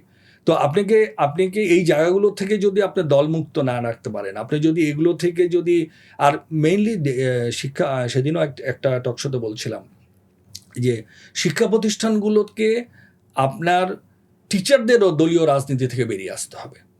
আপনি একজন ইউনিভার্সিটি টিচার, একজন মানে সরকারি কলেজের তো ওরা রাজনীতি করতে পারে না, ইউনিভার্সিটিগুলো, এরা কেন বেসিক্যালি দলীয় রাজনীতির ভাবাদর্শ অনুপ্রাণিত হয়ে তাদের কর্মসূচি ঠিক করবে? আপনি বাংলাদেশ এই পর্যায়ে এসে 54 বছর পর এসে যদি আপনি ওই ধারাতে, দলীয় ধারাতে থাকেন, তাহলে আপনি বিশ্বের সাথে তাল মিলাবেন কীভাবে? আপনি আমাকে বলেন তো, আপনি ইন্ডিয়ার অনেক কিছু পছন্দ করেন না, দিল্লি ইউনিভার্সিটির প্রফেসর কি বিজেপি, ভাইস চ্যান্সেলর কি বিজেপি মানে লোকই হতে হবে? এভাবে চিন্তা করে? অথবা আলিগড় ইউনিভার্সিটির ভাইস চ্যান্সেলর কি বিজেপির লোকই হতে হবে? Not necessary. আপনি আইআইটি, বিশ্বমানের একটা প্রতিষ্ঠান তারা গড়েছে, Indian Institute of Technology, IIM, Indian Institute of Management, যেটা ওয়ার্ল্ডে, সারা বিশ্বে বিশেষ করে তারা সবচেয়ে বেশি জনবল সাপ্লাই দেয় ওয়ার্ল্ডে, এই দুটো প্রতিষ্ঠান থেকে, আইআইএম এবং আইআইটি। কই ওখানে তো কেউ আজ পর্যন্ত দলীয়করণের চিন্তা করে নাই, না কংগ্রেস না বিজেপি। কেন? ওখানে যদি সার্বজনীন না রাখা যায়, এই ট্যালেন্টগুলো ইনকারেজ হবে না। শিক্ষা প্রতিষ্ঠান দলীয়করণের বাইরে রাখতে হবে কেন? আর শিক্ষকদেরও ভাবতে হবে, ইয়েস, তার রাজনৈতিক প্ল্যাটফর্ম থাকতে পারে, দর্শন থাকতে পারে, ফিলোসফিক্যাল স্ট্যান্ড থাকতে পারে, কিন্তু he cannot act or behave as a political worker. Political ওয়ার্কারের দায়িত্ব একরকম, আর পলিটিক্যাল ভাবাদর্শ অনুপ্রাণিত একজন প্রফেসর বা একজন একাডেমিশিয়ান বা একজন রিসার্চারের দায়িত্ব আর একরকম। সে হয়তো আইডিওলজিকে ডিফেন্ড করবে, জাতীয়তাবাদকে ডিফেন্ড করবে, অথবা যারা ইসলামিক লাইনে তারা ইসলামী ধারাকে ডিফেন্ড করবে, কিন্তু সে একটা পার্টিকুলার দলকে প্রতিনিধিত্ব করবে না। তাহলে এখানে অভিভাবক আছে, ছাত্ররা আছে, বিভিন্ন মুক্ত চিন্তার লোকেরা আছে, কেউ ছাত্রদল করবে, কেউ ছাত্র শিবির করবে, কেউ ছাত্র ইউনিয়ন করবে, কেউ কোনো দলই করবে না। প্রত্যেকের যেন সমান স্টেক থাকে প্রশাসনের কাছে। কাজে ইট নট নেসেসারি। আপনি যখনই শিক্ষা প্রতিষ্ঠানকে দলীয়করণ করবেন বা দলীয় নিয়োগ দিবেন, সে ভাইস চ্যান্সেলর বা অন্যান্য পদে হোক, সে চিন্তা করবে যে তাকে বসিয়েছে তার এজেন্ডা বাস্তবায়নের জন্য। এতে মূল যে শিক্ষার এজেন্ডা, শিক্ষাকে মানে আন্তর্জাতিক মানের করার, শিক্ষা রিলেটেড কাজগুলোকে এগিয়ে নিয়ে যাওয়ার, এটার চেয়ে যেন তেন প্রকারে তার অবস্থানকে ঠিক রাখার জন্য সে চেষ্টা করবে। দলীয় নিয়োগ না হলে এটা করবে না বা করতে দেওয়া যাবে না। তখন সে চিন্তা করবে। শিক্ষক বা বিভিন্ন প্রফেশনে যারা আছেন তারা যদি আসলে পলিটিক্সে না আসেন, আপনি যেমনটি বললেন যে তিনি আসলে একজন পলিটিক্যাল ওয়ার্কারের মতো কোনো বিহেভ তিনি করবেন না, সেক্ষেত্রে পলিটিক্সটা করবে কারা? না ঠিক আছে, মানে পলিটিক্স করবে পলিটিক্যাল ওয়ার্কাররা। আপনি আপনি যাদের অন্য কোনো পেশা নেই। না, অন্য কোনো পেশনে নট অনলি দ্যাট, আপনি পলিটিক্যাল কনসাস হতে হবে। আর ওয়ার্কার তো তারা ওয়ার্কার, তারা আপনার অনেক প্রফেশনের লোক আছে যারা করতে পারে, কিন্তু আপনি যখন পদে বসাবেন, আমি বলতে চাচ্ছি ওইটা, আপনি সেমিনারে বক্তৃতা দেওয়া এক জিনিস, কিন্তু আপনার স্টুডেন্ট তো সব দল মতের থাকবে, কিন্তু আপনি যদি নিজেকে আইডেন্টিফাই করে ফেলেন যে আপনি ওই গ্রুপের, অন্যরাও কমফোর্ট ফিল করবে না, আর আপনিও কমফোর্ট ফিল করবেন না। কাজে আপনার আইডেন্টিটি হবে রাজনৈতিক আদর্শেরও আপনি ভূমিকা রাখবেন, কিন্তু জাস্ট মানে let me put it another way, যে এখন রাষ্ট্রীয় ক্ষমতায় হলো বিএনপি, রাষ্ট্রীয় ক্ষমতায় তারা চালাচ্ছে, তাদের ভুল হবে, কেউ তো পারফেক্ট না আমরা, তাদের ভুল হবে, অথবা সে ভালো কাজ করবে, তাহলে ভালো কাজে বা সহযোগিতা করবে বা ভালো কাজে ইন্সপায়ার্ড করবে, ভালো কাজের পক্ষে ভূমিকা রাখবে, অ্যাজ ওয়েল অ্যাজ খারাপ কাজেও ক্রিটিসাইজ করতে হবে। এটাই হলো একজন একাডেমিশিয়ানের দায়িত্ব। কিন্তু ভালোকে ভালো বলবে, আবার খারাপের সময় সে ঘাপটি মেরে চুপ করে বসে থাকবে, তখন তার সিগন্যালটা যাবে সমাজের কাছে, জাতির কাছে, তার স্টুডেন্টের কাছে, নতুন প্রজন্মের কাছে, যে no, he is a beneficiary, that's why he is not in a position to actually criticise. তাহলে আপনি নিজের আপনার অবস্থান নষ্ট করবেন। Being a vice chancellor, being a academician, being a researcher, যখন একটা সার্বজনীন প্রতিষ্ঠান দলীয় আনুগত্যের মতো পরিচালিত হয়, বা দলীয় প্রতিষ্ঠানের প্রধান দলীয় আনুগত্যকে বেশি প্রাধান্য দেয়, সে প্রতিষ্ঠান প্রাতিষ্ঠানিক উদ্দেশ্য বা আদর্শ বাস্তবায়নের চেয়ে দলীয় আদর্শ বা দলীয় আদর্শকে যে কোনো মূল্যে শ্রেষ্ঠত্ব বজায় রাখার চেষ্টা করা হয়, that itself is a very negative approach. বিশ্ববিদ্যালয়ে আপনি যেভাবে ম্যানেজমেন্টকে প্রত্যেকটা ডিসিপ্লিনে বাধ্যতামূলক করেছেন বা রেখেছেন একই সাথে একইভাবে, সেখানে কি মোরাল এডুকেশনকে রাখা উচিত কিনা? ডেফিনেটলি মানে এই ম্যানেজমেন্ট রিলেটেড হলো যেরকম এথিক্যাল, মানে ethics and code of conduct, যেটা যেরকম আমি আপনাকে বলি, যারা ব্যাংকে কাজ করে, আপনি যে কোনো প্রফেশন, আমি একটা উদাহরণের জন্য বলছি আর কি, ব্যাংকে কাজ করে, ব্যাংকের বিভিন্ন মানে দায়িত্বে পালন করে যারা, তাদের কতগুলো কোড অফ কন্ডাক্ট আছে। আপনি যখন ইউনিভার্সিটি টিচার, আপনার কতগুলো কোড অফ কন্ডাক্ট আছে, তো আপনি ওগুলো যদি ব্রেক করেন তাহলে আপনার মোরালিটি নষ্ট হবে, কারণ আপনার প্রফেশনের উপর এটা আপনি অ্যাবিউজ করলেন। আপনি ব্যাংকের, মানে আমি বাংলাদেশে বলছি যে আমার ব্যাংকে কত টাকা আছে, এইটা কিন্তু আমার অপোনেন্ট বা আমার শত্রু জেনে নিতে পারে। কেন জানেন? ওই যে ব্যাংকারকে হয় কিছু ব্রাইব দিয়ে অথবা অন্য কোনোভাবে উৎসাহিত করে সে বলবে যে উনি তো এখানে ব্যাংকিং করে, একটু দেখে দেন তো কত টাকা আছে তার। মানে আমার একটা এক্সাম্পল বলি আপনাকে, কয়েক বছর আগের ঘটনা। সাডেনলি সামবডি কল মি, একটা মেয়ে বলছে, স্যার আমার একটা আমরা ক্রেডিট কার্ড নেন আমাদের এখান থেকে। তো আই ট্রাই টু রিফিউজ। আমার দুইটা ব্যাংকের ক্রেডিট কার্ড আছে, why should I take another one?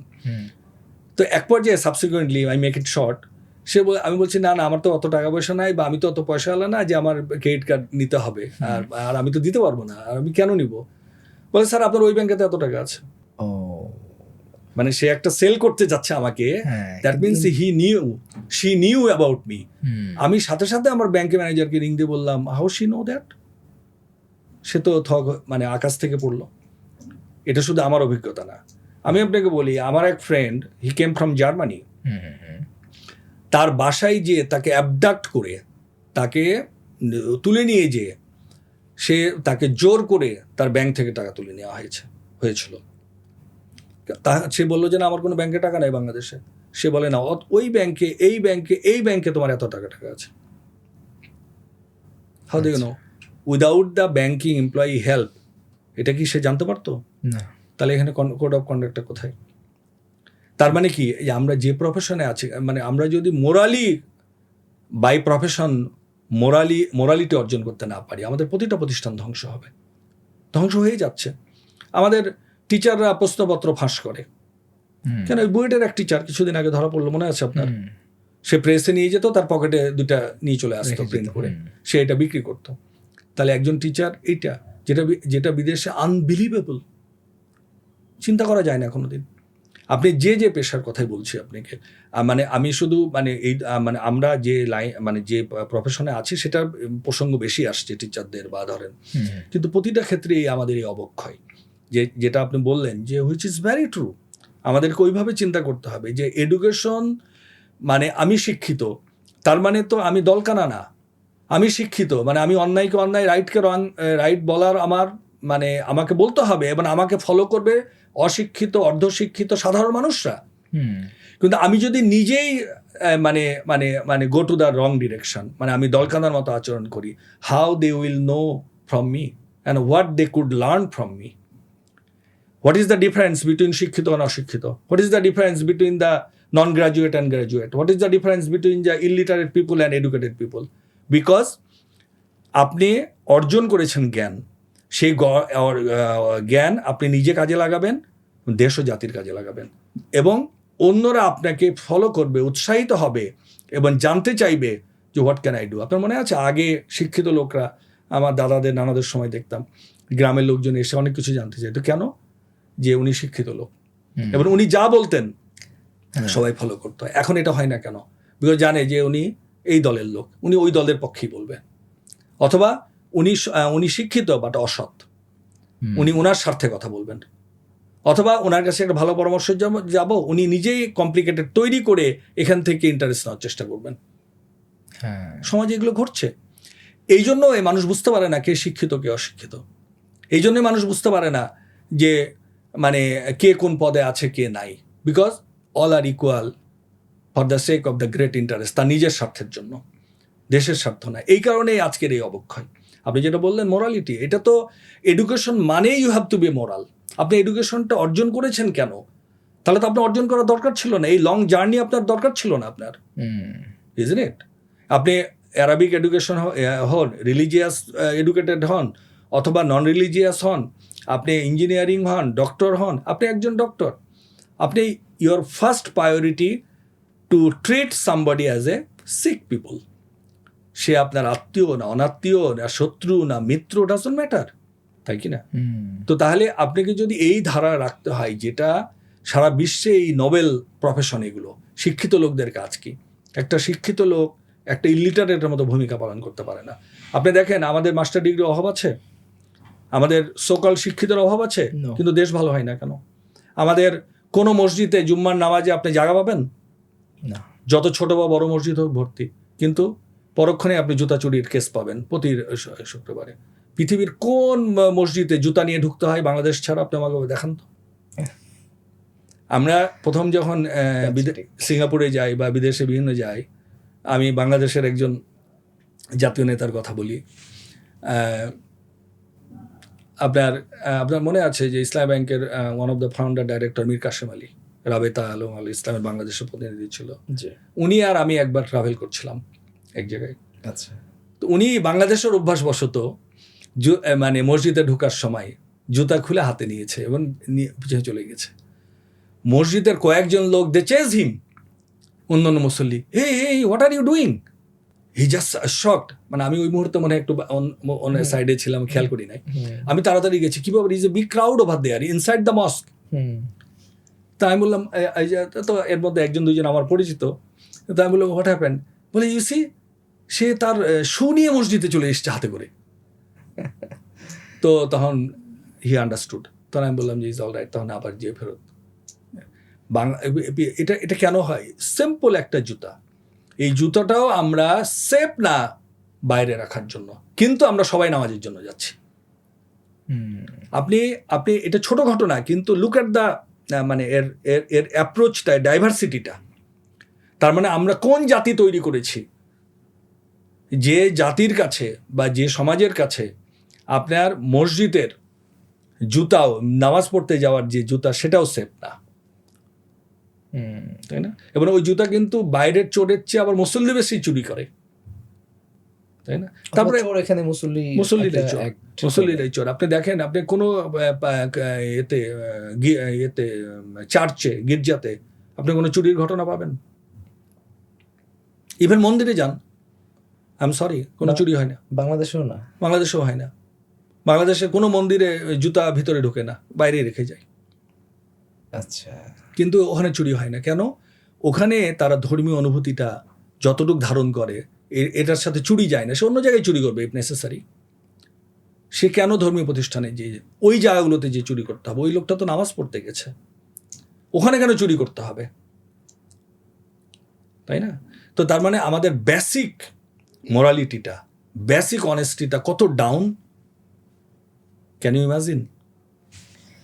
Jewel ভাই, আমরা 5ই আগস্ট পরবর্তী সময়ে বাংলাদেশের রাজনীতির যে গুণগত পরিবর্তনটা চেয়েছিলাম, বিশেষ করে বাংলাদেশের এই জেনারেশন জি, তারা যে পরিবর্তনটা চেয়েছিল, সেই পরিবর্তনের পথে কতটুকু আমরা এগোতে পেরেছি? দেখেন, ইট ইজ ভেরি আনফর্চুনেট। আমি আপনাকে বলি, 47-এর আজাদী সংগ্রাম, এই জনপদের মানুষ তাদের সর্বস্ব নিয়ে ঝাঁপিয়ে পড়েছিল। ব্রিটিশ বিরোধী আন্দোলনের ভূমিকা, তার আগে ফরাইজি আন্দোলন, ওই আন্দোলনগুলো বাদই দিলাম বিভিন্ন সময়ে। এটা কেন করেছিল? তারা একটা আলাদা ভূখণ্ড পাবে, এবং যে ভূখণ্ড মুসলিম অধ্যুষিত ভূখণ্ড। যদিও 2040 সালে লাহোর প্রস্তাবে ছিল যে মুসলিম অধ্যুষিত এলাকাগুলো আলাদা আলাদা রাষ্ট্র হবে, সেটা শেষ মুহূর্তে এসে 1946 সালে এসে একটা কনস্পিরেসির কারণে আমরা মাত্র 2টো ভূখণ্ড পেলাম। হায়দ্রাবাদ, আসাম আলাদা হয়ে গেল, ইভেন পশ্চিমবঙ্গ আমাদের থেকে বিচ্ছিন্ন করা হলো। হোয়াট এভার, এই হিস্ট্রিতে আমরা গেলাম না।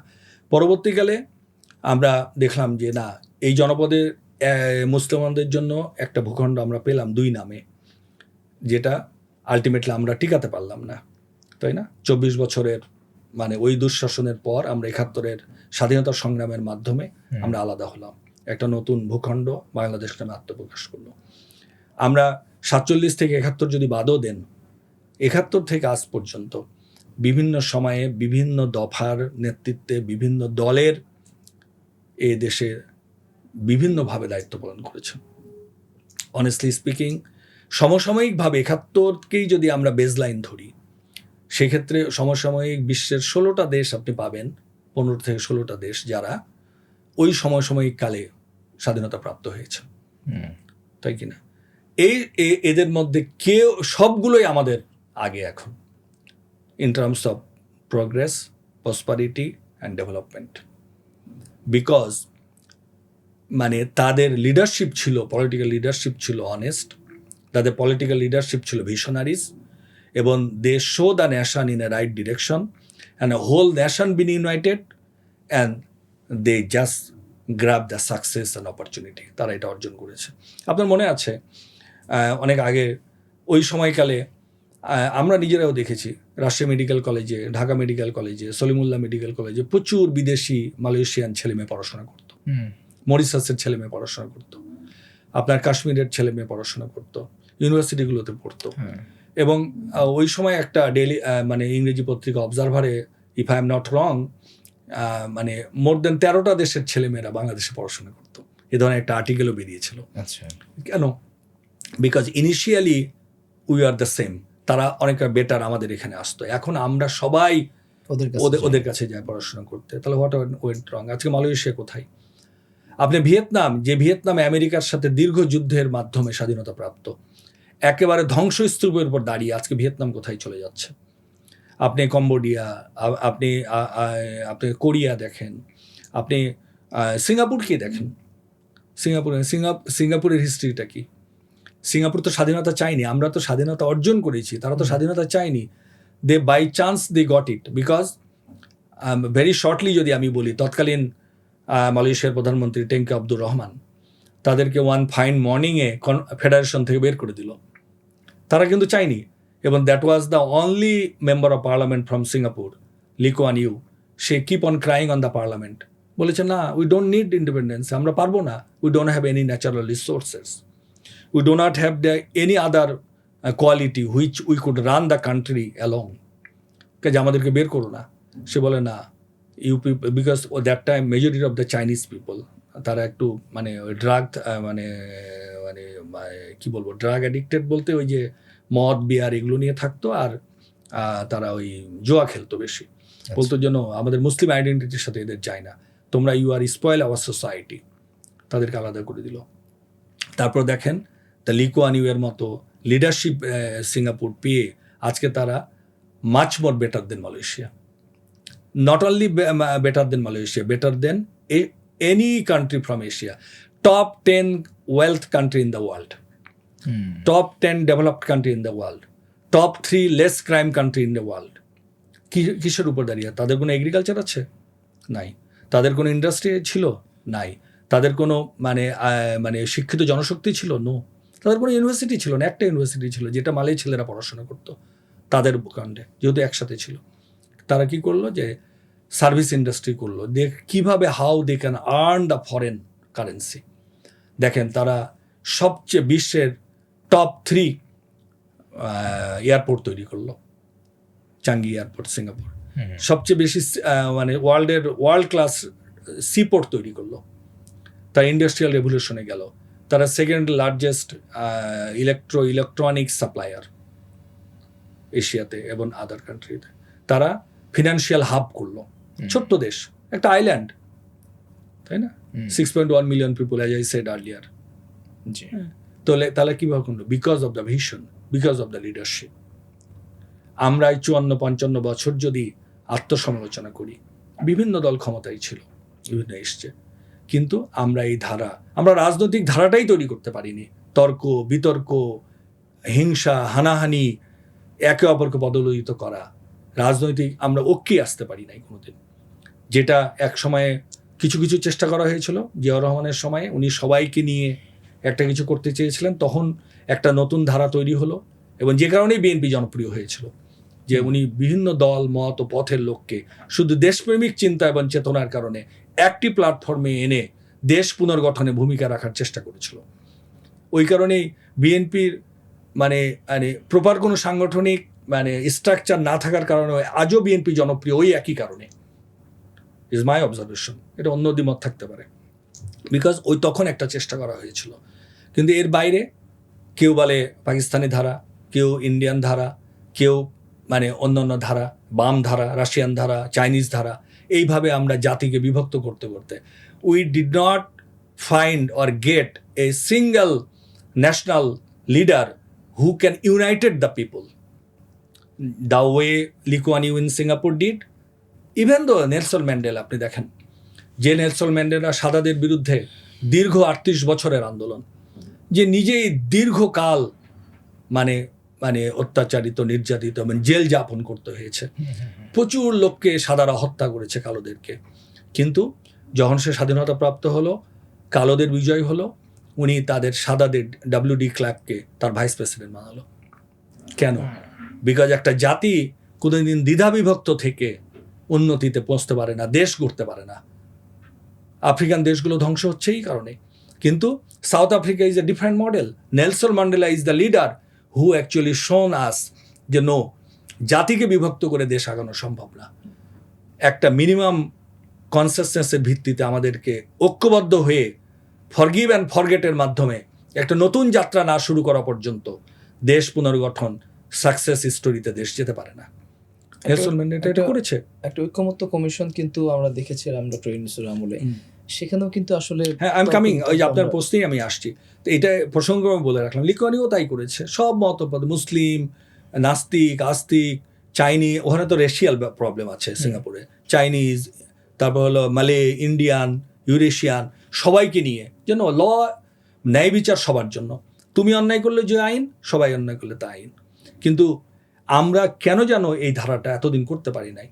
24-এর গণ অভ্যুত্থান, ছাত্রদের এই জাগরণ এবং মানুষের দীর্ঘদিনের এই অভিজ্ঞতার কারণে একটা নতুন আশা, নতুন ধারণা আমাদেরকে আমরা ধারণায় পেয়েছিলাম যে এইবার আমরা এই চিরাচরিত দলীয় ধারা থেকে, সংকীর্ণ ধারা থেকে, ওয়ান ওয়ে ট্রাফিকের যে ধারণা থেকে আমারটাই সেরা, আমার দলই সেরা, এখান থেকে বেরিয়ে এসে কোনো পাকিস্তানি বা ভারতীয় চক্রান্ত, ভারতীয় বা পাকিস্তানি বা অন্য কোনো এজেন্ডা বাস্তবায়নের জন্য না, শুধু দেশপ্রেমিক বাংলাদেশি এজেন্ডা বাস্তবায়নের জন্য নিজের দেশপ্রেমিক চিন্তা নিয়ে যে ধারণাটা, সেইটা থেকেই ফ্যাসিস্ট বিরোধী আন্দোলন।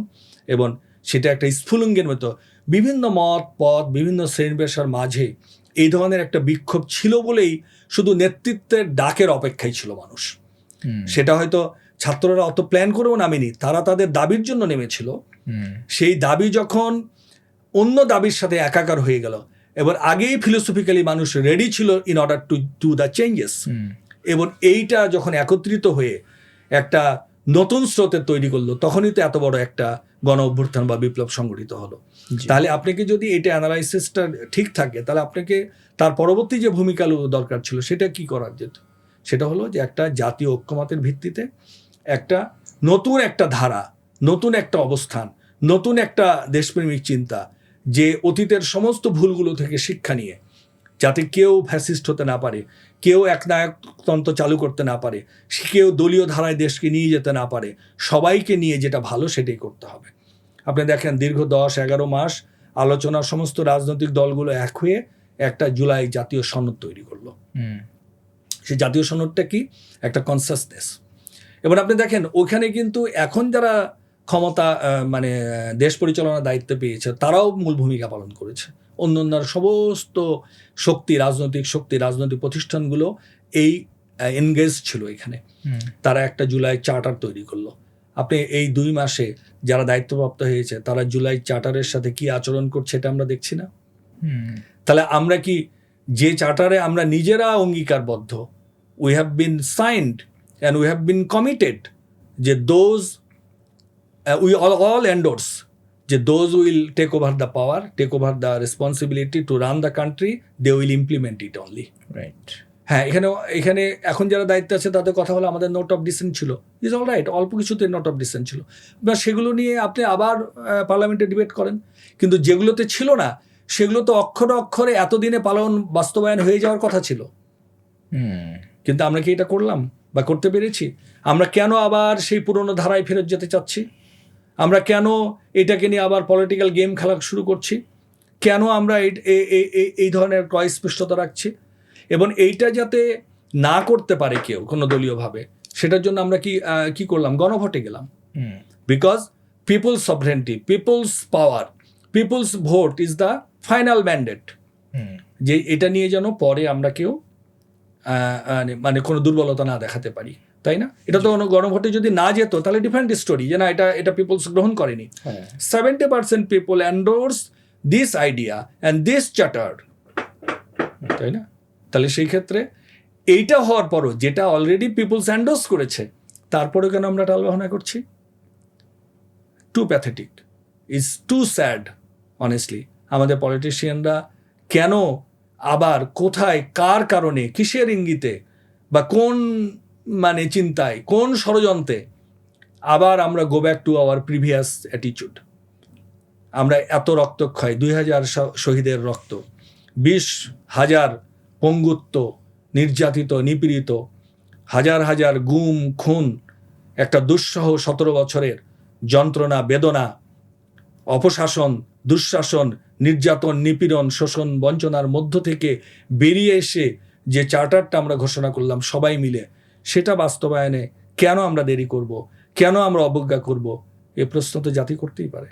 এই প্রশ্ন তো জাতি ডেফিনেটলি করতে পারে, বাট জাতি কিন্তু বিরোধী দলের প্রতি প্রশ্নটি রাখতে পারে যে বিরোধী দল সরকারকে বাধ্য করতে পারছে না যে জুলাই সনদ বাস্তবায়ন করার ক্ষেত্রে। এক্ষেত্রে কি বিরোধী দল এখানে না, মানে আমি বিরোধী দল, আপনি বলছেন যে মানে বিরোধী দল করছে না, বা বিরোধী দল তার রোল আরও ডাইনামিক হওয়া উচিত, উইদাউট এনি ডাউট।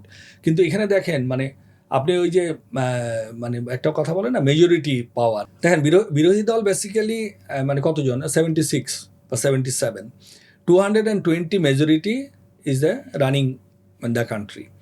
এখন আপনি যতই রেজ আপ করেন, যখন এটা ভোটে যাবে তখন তো বেসিক্যালি এটা এমনি রুল আউট হয়ে যাবে, তাই না? ওয়াশ আউট হয়ে যাবে। তাহলে আপনি তো করতে পারবেন না। এই জন্য মানে এখানেও তো অনেকে বলে যে ফেয়ার ইলেকশন হয়েছে কিনা, মানে আমি জানি না, I do not have any evidence, but there is a rumour, যে মানুষের মাঝে গুঞ্জন আছে যে এই যে 200 এই মেজরিটি, এভিডেন্স কি চোখে পড়ে নাই? না, এই এভিডেন্স বলতে মানে ওইভাবে কনক্রিট এভিডেন্স আমি আমার কাছে এখনো মানে মনে হয়নি। তাহলে তো এটা কেস ফাইল হতে পারতো। হ্যাঁ, কিন্তু বিরোধী দল তো এই নিয়ে খুব বেশি আমি পত্রপত্রিকায় দেখি নাই যেটাকে ইস্যু বানাতে চেয়েছে তারা, বা কেন চাইনি সেটাও আমি জানি না। কিন্তু অনেকে বলে যে না, এই ক্ষেত্রে হয়তো এত আসন পেত না, এটা রাত্রেবেলা 2-3 ঘন্টা যে ভোট গণনা বা ভোট রেজাল্ট দেওয়া মানে দিচ্ছিল না, এটার মাঝে একটা মেকানিজম হয়েছে, ইঞ্জিনিয়ারিং হয়েছে, এই কথা তো বলে। এবং ইভেন এনসিপির নেতারাও বলছে, অন্যান্য জায়গা থেকে, এবং দু একজন উপদেষ্টা আকার ইঙ্গিতে এমন কথাও বলেছে, বিশেষ করে ইলেকশনের পরে, যে তখনও এটা মনে হয়েছে যে জামাতের পক্ষ থেকেও এটা বলা হয়েছে যে আমরা রাজসাক্ষী পেয়ে গেছি, এরকম বলা হয়েছে। কিন্তু এই বলা পর্যন্তই, কিন্তু এই মুখে বলা আর এটাকে ইফেক্টিভলি এলিগেশন হিসেবে আনা, এটা আনে নাই তারা। যেহেতু আনে নাই, কাজে আমরা মনে করতে পারি কিনা যে তাদের মাঝেও এই ব্যাপারে সন্দেহ প্রবণতা থাকতে পারে, বা তারা they are not strong enough to fight back, এটাও হতে পারে, আমি জানি না, এটা they can get the clear answer. But my point is that আপনি যদি পার্লামেন্টারি ডেমোক্রেসিতে বিশ্বাস করেন, যখন এই প্রপোজালগুলো নিয়ে আপনি ডিবেট করতে পারেন, জাতিকে অ্যাওয়ারনেস তৈরি করতে পারেন, but you can't pass it because majority is তাদের। যদি মেজরিটি না হতো তাহলে এটা হয়তো পাস করতে মানে হতে পারতো না। তো এই ক্ষেত্রেও তো সিচুয়েশনটা, আপনি 70% জুলাই সনদের পক্ষে ভোট দেওয়ার পরও জুলাই সনদ হচ্ছে না, আর অন্য যে মানে কনসাসনেস তৈরি করার ক্ষেত্রে এখন তারা একচিটিই করবে তাদের দলীয় চিন্তা থেকেই। তারা তো তাদেরকে অন্য মানে মেজরিটির তো ভয় নাই তাদের, হ্যাঁ ভয় নাই। কিন্তু এক্ষেত্রেও তো আমরা ঠিক মানে আমাদের ইলেকশন রেজাল্টটা ফেয়ারলি যদি হতো, তাহলে হয়তো একটা ব্যালেন্সড মানে পার্লামেন্ট তৈরি হতো, তখন হয়তো আমরা অন্যভাবে চিন্তা করতে পারতাম। ইলেকশনের জামাতের আমি যদি ফল নাও বলি, জামাতের বর্তমান যে রেজাল্ট, এই রেজাল্টের পেছনে অনেকে জামাতের একটা ইয়াং উইংয়ের আমি বলবো যে তারা আসলে মিস করেছে, বা অনেকে মনে করেন যে জামাতের যদি একটি যুব শক্তি থাকতো, একটি যুবকদের একটি প্ল্যাটফর্ম থাকতো, তাহলে হয়তো বা ইলেকশনের রেজাল্ট এইভাবে হাতছাড়া হতো না। জামাত কি আসলে তাদের যুবকদের নিয়ে এমন কোনো প্ল্যাটফর্মে চিন্তা করে বা করা দরকার বলে মনে করেন? না, করে কি না মানে আমরা তো ইন্টারনাল নিউজ জানি না, হ্যাঁ, তবে there was a golden opportunity to my opinion. 5 তারিখের পরে ডাকসু, চাকসু, রাকসু, জাকসু, যোগসু, আপনি যেভাবে ইয়াং জেনারেশন শিবিরকে মানে অ্যাকসেপ্ট করেছেন, এ থেকেই একটা পালস আপনি ইয়াংদের বুঝতে পারেন। আপনি ঢাকা বিশ্ববিদ্যালয়ের বা এই বিশ্বে বাংলাদেশের 5টি বড় বিশ্ববিদ্যালয়ের ছেলে মেয়েদেরকে তো আইসোলেটেড বলতে পারেন না। They are the part of the society, and not only part, they are the very close and effective part of the society. কেন প্রাইভেট ইউনিভার্সিটির একটা শ্রেণীর ছেলেমেয়েরা পড়াশোনা করে, দোজ আর রিচ, আর অ্যাটলিস্ট তারা উচ্চ মধ্যবিত্ত। কিন্তু এই পাবলিক বিশ্ববিদ্যালয়গুলোতে পড়াশোনা করে সমাজের একেবারে গ্রাম থেকে আসা অপেক্ষাকৃত ট্যালেন্ট, ইন্টেলিজেন্ট, তাই না, ভালো রেজাল্ট। তো বাংলাদেশের প্রতিটা ইউনিয়নে হয় ঢাকা বিশ্ববিদ্যালয়, না হয় রাজশাহী বিশ্ববিদ্যালয়, না হলে চট্টগ্রাম জাহাঙ্গীরনগর অথবা জগন্নাথ বিশ্ববিদ্যালয়ের ছেলেমেয়ে আপনি পাবেন। তার মানে they are the representing the whole community and whole nation.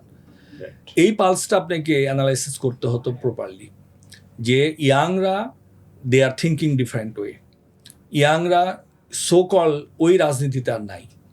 এই কারণেই অপেক্ষাকৃত বেটার, 100% পারফেক্ট পেয়েছে কিনা সে অ্যানালাইসিস অন্য, কিন্তু অপেক্ষাকৃত সমসাময়িক অন্য ছাত্র রাজনীতির চেয়ে ছাত্র শিবিরকে তারা বেটার অপশন মনে করেছে বলেই দে কাস্ট ভোট ফর শিবির, তাই না? হ্যাভিং সেড দ্যাট, আপনি যদি এগুলো মাথায় রাখেন তাহলে আপনি ইয়াংদের পালস বুঝতে পারতেন। জামাতের নেতৃত্ব, জামাতকে মানে জামাতের লিডারশিপে যদি আরও বেশি উদারতা নিয়ে এবং মানে ইফেক্টিভলি কিছু কর্মসূচি নেওয়া যেত ইয়াংদেরকে টার্গেট করার জন্য, এবং তাদের এমপি ক্যান্ডিডেট এবং তাদের লিডারশিপে সামনে আনার ক্ষেত্রে দেখেন যে অনেক এক্স শিবির আছে। আপনি যেহেতু কথাটা আনলেন, এক্স শিবির আছে দেশে এবং দেশের বাইরে।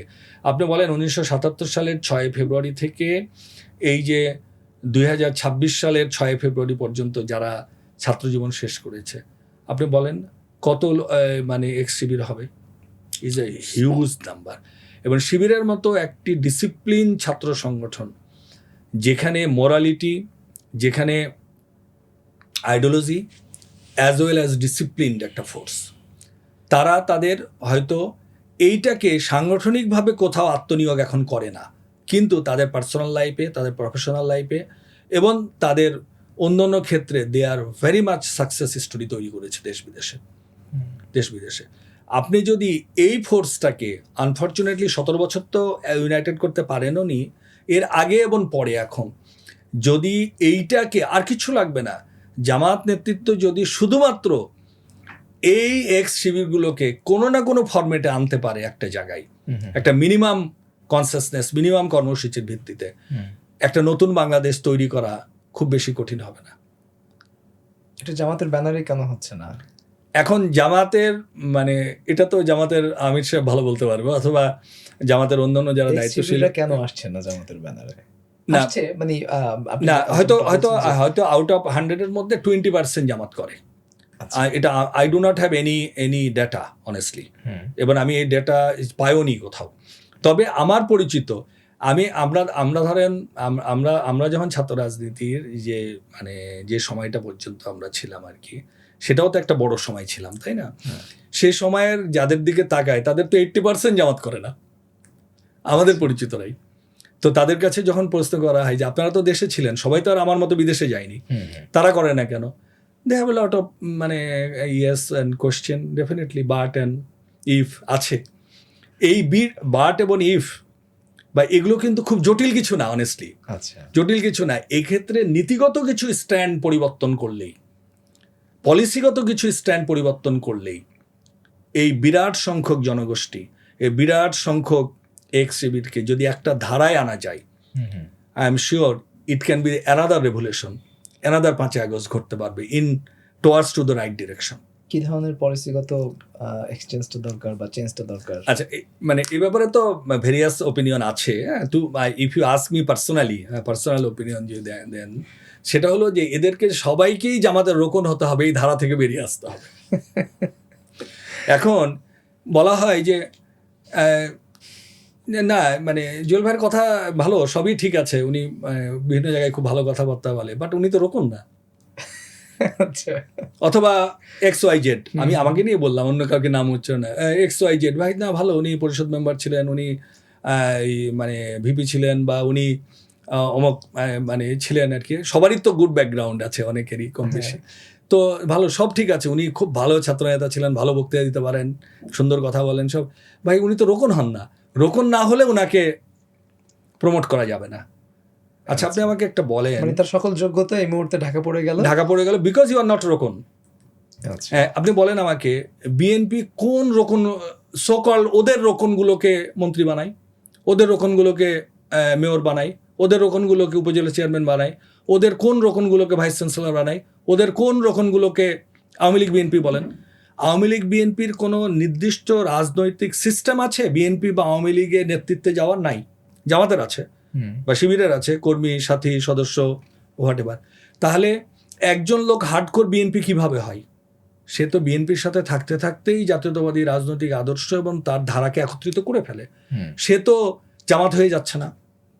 তাহলে ওদের মতো নন সাংগঠনিক, নন প্রশিক্ষিত লোকরা যদি বিএনপিকে অ্যাবজর্ব করতে পারে, বিএনপিকে ডিফেন্ড করতে পারে, বিএনপির জন্য জীবন দিয়ে দিতে পারে, আর যারা দীর্ঘ রাজনৈতিক ছাত্র রাজনীতির ধারাবাহিকতায় প্রশিক্ষিত হয়ে 10-12টা বছর নিজেকে তৈরি করে নিয়ে এসে রোকন না হওয়ার কারণে তারা ইসলামী আন্দোলন করতে পারবে না বা ইসলামী আন্দোলনের ভূমিকা রাখতে পারে না, এটা কি ধরনের কথা? ওই আদর্শ ওই দলগুলো তাদের উপর ভর করে দল চালাচ্ছে, দেশ চালাচ্ছে, দেশের নেতৃত্ব নিয়ে বছরের পর বছর রাষ্ট্র ক্ষমতা চালাচ্ছে। তাদের তো কোনো সাথী সদস্য হওয়া লাগে না ছাত্র দলের, তাদের তো কোনো রোকন হওয়া লাগে না, তাদের ওই ধারাবাহিক প্রসেসে আসতে হয় না। আর আমাদের এই প্রসেস, আপনার মনে আছে মাওলানা মওদুদী রহমতুল্লাহ কথা বলতেন, ওয়ান্স একদিনের যদি কেউ ইসলামী আন্দোলন করে থাকে, সে তার মন থেকে, হৃদয় থেকে ইসলামী আন্দোলন বাদ দিতে পারবে না। পারবে? সম্ভব না। তো তাহলে আপনি কেন তাদেরকে বিশ্বাস করেন না? বিশ্বাস করেন না এই কারণে যে আপনি যদি তাদেরকে প্রমোট করে, তারা যদি একত্রিত হয়, তাহলে আপনার অবস্থান দুর্বল হবে এই কারণে, নাকি আপনি চান না সবাই মিলে একটা কল্যাণকামী ইসলামী ধারার রাষ্ট্র কাঠামোর দিকে আমরা অগ্রসর হই? কোনটা আসলে? আপনি সমসাময়িক উদাহরণ নেন। আমি যে একটু আগে যে কথাগুলো বললাম, আওয়ামী লীগ করে কি ওই ধারা নিয়ে? তা তো না। কিন্তু তারপর দেখেন আওয়ামী লীগের একটা ব্র্যান্ড তৈরি হয়ে যাচ্ছে, ওনার আব্বা আওয়ামী লীগ করতো বা উনি আওয়ামী লীগ করে, তাই না? তাহলে আমরা কেন ওই ধারাটা মানে আমরা কেন বলি যে রোকন হতে হবে? ইভেন রোকন হলেই যে আপনি নেতৃত্বে বা আপনি যোগ্যতায় যেতে পারবেন তা না। এখানেও আবার অনেক টাইপের ক্ষুদ্র গোষ্ঠী, স্বার্থগত আঞ্চলিক গোষ্ঠী এগুলো কাজ করে। এগুলো ধারা থেকেও আমাদের বেরিয়ে আসতে হবে। আপনি এখন কোনো কিছু আন্ডার দ্য কার্পেট রাখা যাবে না। The situation finally arrived in this মানে পর্যায়ে এখন যদি আপনি কোনো সমস্যাকে আন্ডার দ্য কার্পেট রাখেন, you will miss the train. Let me tell you very honestly, কোনো ইস্যুটাকে আপনি হাইড করা যাবে না। আর আপনি বলবেন না আমাদের মাঝে কোনো আঞ্চলিক গ্রুপিং নাই, না থাকলে ভালো, যদি থাকে রিমুভ ইট। আপনার যদি মনে হয় যে না কম যোগ্যতা সম্পন্ন নেতৃত্বে আছে আর অধিক যোগ্যতা সম্পন্ন নেতৃত্বের বাইরে আছে, then do it. Certain procedure আপনি করেন, মানুষ আশান্বিত হবে, বিরাট জনগোষ্ঠী আশান্বিত হবে। যদি কোথাও থেকে থাকে, আমি বলছি সব জায়গায় আছে তা না, আবার বলছি যে নাই তাও না। আপনি এখন you are in a climax situation. আপনি জনগণ জামাতের পক্ষ নিয়ে নিয়েছে, ইসলামের পক্ষ নিয়ে নিয়েছে, ইসলাম অনেক দলকে দেখ। এবারকার নির্বাচনের স্লোগানটা কি ছিল আপনি দেখেন, সব দেখা শেষ, জামাতকে একবার দেখতে হবে। জামাত ভালো করবে কি মন্দ করবে, জামাতের ওই কোয়ালিটি আছে কি না এই চিন্তা করেনি মানুষ। অ্যাজ লং অ্যাজ সবাইকে দেখা হয়েছে, বিএনপি, আওয়ামী লীগ, জাতীয় পার্টি, কাজে দেয়ার ইজ অনলি অল্টারনেটিভ যাকে দেখা হয় নাই পরীক্ষিতভাবে। তাহলে এই জন্যই মানুষের একটা বিরাট অংশ, বিশেষ করে অশিক্ষিত অর্ধশিক্ষিতরা আর শিক্ষিত শ্রেণী দেখেছে যে ভারত বিরোধী ভূমিকা, বাংলাদেশের রাজনৈতিক অস্তিত্ব, রাজনৈতিক সমীকরণ, সম্ভাবনা এবং উন্নয়নের প্রধান বাধা হলো ভারতীয় আধিপত্যবাদ। কাজেই শিক্ষিত শ্রেণীটা, consciousness group of Bangladeshi people, যারা মনে করে যে জামাত ভারতীয় আধিপত্যের বিরুদ্ধে অতন্দ্র প্রহরী, তারা স্ট্যান্ড নিয়েছে ওই কারণে, তাই কি না? আর যেখানে এবার হয়তো একটা কমই ধারা এটা ইসলামী আন্দোলনকে বা রাজনৈতিক ইসলামকে বুঝতে পেরেছে, তারা এসছে, হয়তো পুরোটা আসে নাই, কিন্তু ডেভেলপমেন্ট তো হয়েছে। তাহলে আপনার তিনটা স্রোতধারা এবার একত্রিত হয়েছে। দ্যাট ওয়াজ দ্য মানে different revolution in other way, যেটা হয়তো জামাত বিগত 70 বছরে যতটুকু এগিয়েছে এই 17 মাসে ততটুকু এগিয়েছে, তাই কি না? তাহলে এখন আপনি কি আপনার ছোটোখাটো ইস্যুগুলোকে ছোটোখাটো বলা যাবে না, আপনি আন্ডার দ্য কার্পেট রাখতে পারবেন না, হাইড করতে পারবেন না, আপনি একে ওভারলুক করতে পারবেন না। যদি করেন you will lose the ground. কেননা জনগণ যদি একবার এই ধারা থেকে মানে আপনাকে মুখ ফিরিয়ে নেয়, very difficult to come back again. বাংলাদেশের জনগণ যখন যার থেকে একবার মুখ ফিরিয়ে নেয় তাকে কাম ব্যাক করতে সময় লেগেছে। আওয়ামী লীগকে 21 বছর লেগেছিল 96-এ ক্ষমতায় ফিরে আসতে, তাই না? মুসলিম তো হারিয়েই গেল, জাতীয় পার্টি থেকে মুখ ফিরিয়ে নিয়েছে, তারপরে জাতীয় পার্টির এবারকার অস্তিত্ব আপনি দেখেছেন। তো কাজেই জামাত নেতৃত্বকে আমি তো বলার চেষ্টা করি বারবার বিভিন্ন সময়ে পার্সোনাল লেভেলে যে কোনো কিছুকেই এখন আপনাকে ছোট করে দেখা যাবে না। যদি না থাকে, কোথাও নাই হয়তো, ঠিক আছে, যেখানে আছে তাড়াতাড়ি করেন এটা। Because peoples ready to take your leadership, peoples already decided to accept Jamaat to become the রাষ্ট্রীয় ক্ষমতায় যেতে দেখতে চাই, কিন্তু আপনি রেডি না। আপনি এগুলো যদি ঠিকঠাক না করেন, এগুলোকে যদি প্রপারলি হ্যান্ডেল না করেন, প্রপারলি অ্যাড্রেস না করেন, তাহলে আই এম শিওর জনগণ যদি পাঠিয়েও দেয় আপনি ভঙ্গুর হয়ে যাবেন, আপনি ভেঙে পড়বেন, আপনি ভালো মানে আপনি সুশাসন দিতে পারবেন না। সুশাসন না দেন, অ্যাটলিস্ট বেটার শাসন দিতে পারবেন না তাদের চেয়ে। আওয়ামী লীগের ফিরে আসার সম্ভাবনা কতটুকু? That is a big question honestly. তবে আপনাকে রিয়েলিস্টিক হতে হবে।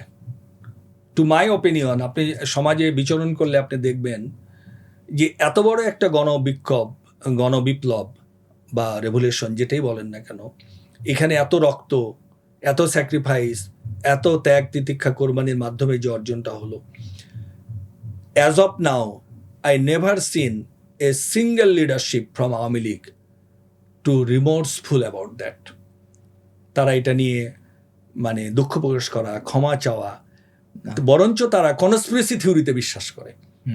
কনস্পিরেসি থিওরিতে রেভলিউশন হয় না, রেভলিউশনকে ত্বরান্বিত করা যায়, এটাকে একটা ডিরেকশনে নিয়ে যাওয়া যায়, যেটা পরবর্তীকালে হয়েছে আফটার মানে রেভলিউশন বা আফটার বিপ্লব বা আফটার গণবিক্ষোভ পর গণ আন্দোলনের পরে। কিন্তু কনস্পিরেসি দিয়ে এটা হয় না। তার মানে কি আপনি আমাদের স্বাধীনতা সংগ্রাম কনস্পিরেসি ছিল? তাও না। আপনি হয়তো কনস্পিরেসি ইস্যু ছিল সাথে, কিন্তু মানুষ তো একত্রিত হয়ে গেছিল রংলি আর রাইটলি। 24-এর গণ অভ্যুত্থান তাই পিপুলসের মাঝে ক্ষোভ ছিল, পিপুলসের মাঝে এই ফ্যাসিস্টকে ব্যাপারে বা আওয়ামী লীগের শাসনের ব্যাপারে বা দুঃশাসনের ব্যাপারে প্রতিটা মানে সেক্টরেই এক টাইপের অসন্তোষ ছিল। এইটাকেই মোবিলাইজ হয়ে গেছে, দিয়েই এই বিদ্রোহটা হয়েছে। অ্যাজ অফ না রাজনৈতিকভাবে দল হিসাবে আওয়ামী লীগ বা আওয়ামী লীগের কোনো নেতা এইটাকে গণবিপ্লব, গণবিক্ষোভ বা এটা জনমানুষের প্রতিক্রিয়া হিসাবে দেখতে চায় না। আমি অনেকের সাথে মানে বিভিন্ন সময়ে দেশ বিদেশে কথা বলেছি, তাদের মাঝে এটা কনস্পিরেসি থিওরি হিসাবে কাজ করে। That absolutely is a negative things. যতদিন পর্যন্ত এটা তারা রিফাইন না করবে, মানে নতুনভাবে অ্যানালাইসিস না করবে এবং এইটার ব্যাপারে অ্যাড্রেস না করবে, ততদিন পর্যন্ত খুব বেশি অ্যাকসেপ্টেন্স তৈরি করতে পারবে না। হ্যাঁ পারবে, আপনি দেখেন বেনিফিশিয়ারি আছে, বেনিফিশিয়ারি আমাদের মতো তৃতীয় বিশ্বের দেশগুলোতে স্বার্থটা সবচেয়ে বড় কাজ করে। আপনি বেনিফিশিয়ারি আওয়ামী লীগ আমলের বা আওয়ামী শাসনের, জনগণ বেনিফিশিয়ারি না, একটা গোষ্ঠী, একটা 5% লোক, they have get a great opportunity in order to make money, in order to grab the position. তো তারা তো তাদের ওই স্বর্গকাল ভুলতে পারে না। ইভেন তারা যে ওয়েলথ, তারা যে সম্পদ, তারা যে সম্মান মর্যাদা নিয়েছিল, এটা তো তাদের একটা গোল্ডেন মানে সময়কাল গেছে এবং এগুলো থেকে তারা বঞ্চিত এখন। তো কাজেই তারা ডেফিনেটলি যে কোনো মূল্যে চাইবে এগুলোকে প্রোটেক্ট করতে, এইটা ফিরে আসার রাস্তা তৈরি করতে। এখানে দুটো শ্রেণী আপনি দেখেন, বিগত 17 বছরে $235 বিলিয়ন পাচার হয়েছে। একটা কমিশন করে দিয়েছিল ইউনূস সাহেব, তাদের রিপোর্ট অনুযায়ী সেটা হলো 27 লক্ষ কোটি টাকা 17 বছরে পাচার হয়েছে। কারা পাচার করেছে? 3টা শ্রেণীর লোক, মূলত রাজনীতিবিদ, সামরিক এবং বেসামরিক আমলা এবং বিজনেসম্যান। তো businessman, politician, military and civil bureaucrat, এই 4টা শ্রেণী এই টাকাটা পাচার করেছে। কোনো সাধারণ কৃষক, শ্রমিক, মেহনতি জনতা করেনি। $255 বিলিয়ন 17 বছরে আমাদের প্রবাসী রেমিটেন্স যোদ্ধারা পাঠিয়েছে। আপনি দেখেন যে পরিমাণ অর্থ পাচার হয়েছে, সম পরিমাণের মানে কাছাকাছি অর্থ আমরা পাচ্ছি। তার মানে আমাদের রেমিটেন্স যোদ্ধারা রক্ত ঘাম করা পরিশ্রম করে যে টাকাটা আমরা পাঠিয়েছি, ইকুয়াল মানি, ওই পরিমাণ মানি আমরা এখান থেকে অবৈধভাবে আমরা পাচার করেছি। এই দুটো অর্থ যদি আমাদের দেশে থাকতো, ইটস এ হিউজ অ্যামাউন্ট। তার মানে এক শ্রেণীর দেশপ্রেমিক যারা, সাধারণ মানুষ যারা, তারা রক্ত ঘাম করা পরিশ্রম করা টাকা দেশের উন্নয়নে, মানে রেমিটেন্স আসা মানে দেশের উন্নয়ন, পাঠিয়েছে। আর আমাদের এই শিক্ষিত, এই পলিটিশিয়ান, এই মিলিটারিয়ান, সিভিল ব্যুরোক্র্যাট এবং এই বিজনেসম্যানরা এটা পাচার করেছে। আপনি যদি এটা বন্ধ না করতে পারেন, এই ধারায় যদি অব্যাহত থাকে, এইটাই জন্যই তো জুলাই সনদ, যেন এটা না হয় এবং এদের বিচার করতে হবে। আপনি দেখেন বাংলাদেশের প্রধান একটা ব্যাংক, ইসলামী ব্যাংকে ধ্বংস করেছে কয়টা? একটা বিজনেস গোষ্ঠী, এসালম। আপনি এসালমকে আবার ওয়াকওভার দিয়ে আনার চেষ্টা করছেন। তা আপনি হোয়াট আর দ্য চেঞ্জেস, আপনি কি চেঞ্জ করলেন? তো এখন এই যে ধারাটা, এরা কোন আমলে এই সুবিধাগুলো পেয়েছে? আওয়ামী লীগ আমলে। তো তারা they will protect Awami League, they will establish Awami League again to their golden memory and to continue their process again, অথবা তাদের সম্পদ রক্ষার জন্য যে কোনো মূল্যে। 27 লক্ষ কোটি টাকা পাচার করেছে, আরও 30 লক্ষ কোটি টাকা তাদের কাছে আছে। এর যদি 5%ও তারা ইনভেস্ট করে, তারা তো চেষ্টা করবে এদেরকে কিনে নিয়ে, আবার প্রশাসনকে কিনে নিয়ে, তাদের লোকও আছে প্রশাসনে। বিকজ ওই যে আমলা বলতে কারা? প্রশাসনিক তো, সিভিল এবং মিলিটারি ব্যুরোক্র্যাট যার কারণে তো আপনি কোনো মানে ভাবে আগাতে পারছেন না। যদি আপনি দেশপ্রেমী ওই চিন্তা নিয়ে দেশ শাসন না করেন, তাহলে আওয়ামী লীগকে আপনি ঠেকাবেন কিভাবে? Elements is there.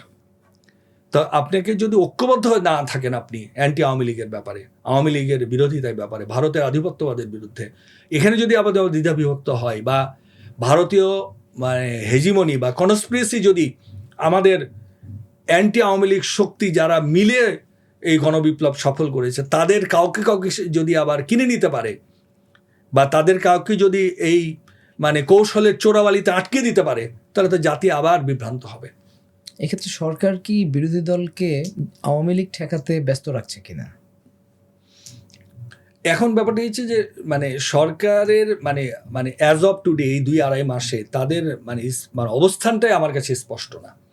তারা জুলাই সনদ নিয়ে যে ভূমিকাটা পালন করেছে, that was the more frustrating part, definitely. More frustrating part.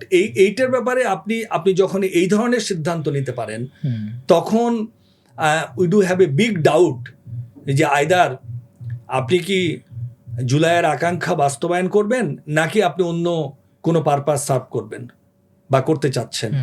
সেটা হয়তো আর কিছুদিনের মধ্যে আরও ক্লিয়ার হবে, তাই না? তো এই জিনিসগুলো আপনাকে মাথায় রেখেই আগামী দিনের রাজনীতিক মেরুকরণ ভাবতে হবে। জুয়েল ভাই, অনেক কথা আসলে রাজনীতি বা সমসাময়িক ইস্যু নিয়ে কথা বললে তো কথা বলা শেষ করার মতো নয়। আমি জাস্ট একটা প্রশ্ন দিয়ে একটু শেষ করতে চাই আজকের মতো। আপনি বর্তমান সরকারের সম্ভাবনা কতটুকু দেখেন? কতদিন তারা আসলে সরকার বা দেশ পরিচালনা করতে পারবে বলে মনে করেন? I am not a fortune teller, of course not. আমি যে পর্যবেক্ষণটা করি সেটা হলো যে জুলাই শক্তি, যেটা জুলাই শক্তি, অ্যান্টি আওয়ামী লীগ সমস্ত শক্তিকে আমি জুলাই শক্তি বলি। যারা রাস্তায় নেমেছিল, যারা কলম ধরেছিল, যারা সাপোর্ট দিয়েছিল, স্পেশালি দেখেন মহিলারা, স্পেশালি দেখেন সাধারণ মানুষ, যেটা যারা আপার ক্লাস না, তারা তো এরা ডে বাই ডে ফ্রাস্ট্রেট হচ্ছে এবং এই ফ্রাস্ট্রেশনের কারণ হচ্ছে বর্তমান সরকার। এখন তো আওয়ামী লীগ নাই, নট ইন দ্য সিন, তাই না? যে কিন্তু তারা কেন যেন বিএনপির উপর সেই আস্থাটা রাখতে পারছে কিনা, এটা নিয়ে সন্দেহ তৈরি হচ্ছে। এই সন্দেহ যদি প্রবল হয়, এটা যদি বাড়তে থাকে, ইট ইজ টু ফ্রাস্ট্রেটিং, এবার এটা টু নেগেটিভ বিএনপির জন্য জনপ্রিয়তা নিয়ে দেশ পরিচালনা করা। তো একটা মানে রাজনৈতিক দল জনপ্রিয়তা নিয়ে বা ভোটে ক্ষমতায় এসে যদি জনগণ যে মানসিকতা, যে চিন্তা চেতনা নিয়ে ক্ষমতায় পাঠালো, সেটার যদি প্রতিফলন না দেখতে পায়, তাহলে জনগণ স্বাভাবিক বিভ্রান্ত হবে। আর রাজনৈতিক শক্তিতে তখন কি হবে জানেন? রাজনৈতিক শক্তিটা দেখবে মানে ক্ষমতাটা এমন জিনিস, পাওয়ারটা এমন জিনিস, দায়িত্বটা এমন জিনিস, কেউ ছাড়তে চায় না। এই জন্য পৃথিবীর ইতিহাসে অনেক মানে বিপ্লবী নেতা স্বৈরশাসক হয়েছে পরে। আপনি আশেপাশে দেখলেই দেখতে পাবেন যে তারা, আপনি বাইরে রাজপথে বিপ্লবী সাজা যায়, জনমানুষের নেতা হওয়া যায়, কিন্তু যখন ক্ষমতায় আসে তখন অনেক ক্ষেত্রে যখন বন্দী হয়ে যায়, তখন আর ওই অ্যাটাচমেন্টটা জনগণের সাথে থাকে না। আমার ভয় হচ্ছে যে জুলাই নিয়ে মানুষের মাঝে যে হতাশা তৈরি হচ্ছে, এবং রাষ্ট্র পরিচালনার অন্যান্য ক্ষেত্রে যে ধরনের মানে দক্ষতা বা যে ধরনের লিডারশিপ দেখানো দরকার, সেগুলো ক্ষেত্রে যেভাবে দলীয়করণ ধারা তৈরি হচ্ছে, এগুলো যদি কারেক্ট না হয় বা এগুলো যদি ওই একই ধারায় চলতে থাকে, জনগণ হতাশ হবে। আর এই হতাশা থেকে যখন কারেক্ট করতে পারবে না, জনপ্রিয়তা ধরে রাখতে পারবে না, তখনই কিন্তু একটা রাজনৈতিক শক্তি বা যারা ক্ষমতায় থাকে যেন তেন প্রকারে ক্ষমতায় কন্টিনিউ করার জন্য তখন দুঃশাসন, নিপীড়নের দিকে এগিয়ে যায়। নিপীড়ন তো এমনি করে না, ওই পর্যায়ে চলে যায়। ওই সমীকরণে যদি চলে যেতে থাকে দুই পক্ষই, জনগণের অবস্থান থেকে হতাশা, আর রাজনৈতিক শক্তি জনপ্রিয়তা হারানোর কারণে যে কোনো বিক্ষোভকে, যে কোনো আনরেস্টকে, যে কোনো প্রতিক্রিয়াকে যদি দমন করার মানসিকতা নিয়ে শুরু করে বা দমন নীতি চালনা শুরু করে, সেক্ষেত্রে তো একটা ক্লাশ হবে। আই এম অ্যাফ্রেড এই সুযোগটাই ভারতীয় মানে শক্তি বা ভারতীয় আধিপত্যবাদ বা আওয়ামী শক্তিটা চাচ্ছে। এই কারণে মানে কোথায় মানে এই রাজনৈতিক নেতৃত্বকে এটা বুঝতে হবে, রাজনৈতিক বিরোধী দলকেও বুঝতে হবে এটা, যে আলটিমেটলি মানে যার অবস্থান থেকে তারা হয়তো রাইট, যেন আমরা ক্ষমতায় আছি, আমরা 5 বছর এভাবে চালাবো, বিকজ জনগণ গিভ ইউ দ্য ম্যান্ডেট। জনগণ বলবে আমি তোমাকে জুলাই সনদেরও অঙ্গীকার দিয়েছি, তোমাকেও পাঠিয়েছি, এটা কানেক্টেড ইচ আদার। তুমি যদি একটাকে মাইনাস করে আরেকটা করার চেষ্টা করো, it will not be the happen, but it will not be the right direction. সেক্ষেত্রে জনগণ হতাশ। বিরোধী দল মনে করবে যে না, আমরা গভর্নমেন্টকে আমাদের মানে প্রভাব বিস্তার করতে হবে, আমাদের দাবি আদায় করতে হবে, এটা তো মানে ঠিক করছে না, তখন জনগণ রাস্তায় নামবে, বিরোধী দল এটাকে সাথে কাজে লাগানোর চেষ্টা করবে। তার যার অবস্থান থেকে রাইট, কিন্তু কালেকটিভলি রাইট কে হচ্ছে, এই তিন শক্তি যখন আলাদা হচ্ছে, জনগণ জনগণের মতো চিন্তা করছে, সরকারি দল যেভাবে চিন্তা করবে, বিরোধী দল যেভাবে চিন্তা করবে, মাঝখান থেকে যে শক্তিটার বিনাশের মাধ্যমে এই শক্তিগুলোর উদ্ভব হয়েছিল, সেই শক্তিটাই তো আবার নতুন করে তাদের পথে চলে আসার চেষ্টা করবে না? তাহলে কি বিরোধী দল সরকারের কোনো নো হোয়াই নট সেইখানেই কথা হলো যে খুবই গঠনমূলকভাবে এবং খুবই মানে স্ট্র্যাটেজিক প্ল্যান নিয়ে এগোতে হবে, যাতে আপনি সরকারের বিরুদ্ধে অনাস্থাও তৈরি করা যায়, অ্যাজ ওয়েল অ্যাজ এই অনৈক্য, চূড়ান্ত অনৈক্য মনে করে আওয়ামী লীগ শক্তি বা ভারতীয় শক্তি বা ভারতীয় হেজিমনি আমাদের মধ্যে প্রবেশ করে আবার দেশকে বিভক্ত করে দেশকে আনরেস্ট করতে না পারে, এটাও মাথায় রাখতে হবে। আপনি কি একটা সার্বজনীনভাবে চিন্তা করতে, leadership is that, leadership is not that যে আপনি ওয়ান ওয়ে ট্রাফিক চিন্তা করবেন, either you are in opposition or you are in মানে ট্রেজারি বেঞ্চ, যেখানেই থাকেন না কেন, আপনি দেশ পরিচালনা থাকেন বা বিরোধিতায় থাকেন, you have to be very careful enough to decide the মানে ফ্যাক্ট, এবং আপনাকে সেভাবেই নেতৃত্ব দিতে হবে। আই এম শিওর যে আমাদের তরুণ সমাজ মানে they R aware, they R conscious. আপনাকে এদেরকে আপনি যতই অন্যভাবে আইডেন্টিফাই করেন না কেন, আমি আশাবাদী এদের উপর, নিউ জেনারেশনের উপর। তারা মানে হয়তো সামটাইমস তারা একটু অন্যভাবে চিন্তা করে, কিন্তু এন্ড অফ দ্য ডে দেখবেন যে বাংলাদেশ মানে যতবারই বিপথে গেছে, বাংলাদেশ যতবারই বিপদে পড়েছে, বাংলাদেশকে যতবারই বিভিন্ন শক্তি মানে এটাকে দেশ বিরোধিতায় ভূমিকা রাখার চেষ্টা করেছে বা দেশকে নিয়ে ষড়যন্ত্র করেছে, ভারতীয় আধিপত্যবাদ বলেন, সেটা অন্য কোনো শক্তি বলেন না কেন, কিন্তু এন্ড অফ দ্য ডে এদেশের যুবকরা, এদেশের ছাত্ররা, এদেশের সাধারণ মানুষই কিন্তু দেশ রক্ষাতে এগিয়ে এসছে। যেভাবে আমরা মানে 47-এ দেখেছি, যেভাবে আমরা 71-এ দেখেছি, যেভাবে আমরা ভাষার জন্য 52-তে দেখেছি, যেভাবে আমরা 69-এ দেখেছি, যেভাবে আমরা 90-এ নিজেরা করেছি, যেভাবে 24-এ দেখলাম। কাজেই আমাদের ভরসার জায়গা এটাই। কিন্তু বারবার জনগণ কি নামবে, রক্ত দিবে, আর আমাদের রাজনৈতিক নেতারা এই রক্তের উপর দাঁড়িয়ে বারবার দেশকে মিসগাইডেড করবে আর দেশের এই অবস্থা তৈরি করবে, এটাও আমরা দেখতে চাই না। কাজেই ইতিহাস থেকে আমাদের শিক্ষা গ্রহণ করতে হবে আমাদের সবাইকে, এবং এই ধারায় যদি আমরা ফিরে না পাই তাহলে বারবার আমরা প্রতারিত হবে। আর জনগণকেও দেখতে হবে যে প্রতারণার হাত থেকেও আমাদেরকে বাঁচতে হবে। সবাই যদি তার অবস্থান থেকে আমরা দায়িত্ব পালন করি, আই এম শিওর যে যেভাবে অনেক দেশ এগিয়ে গেছে, Bangladesh can be, because it is a wonderful country.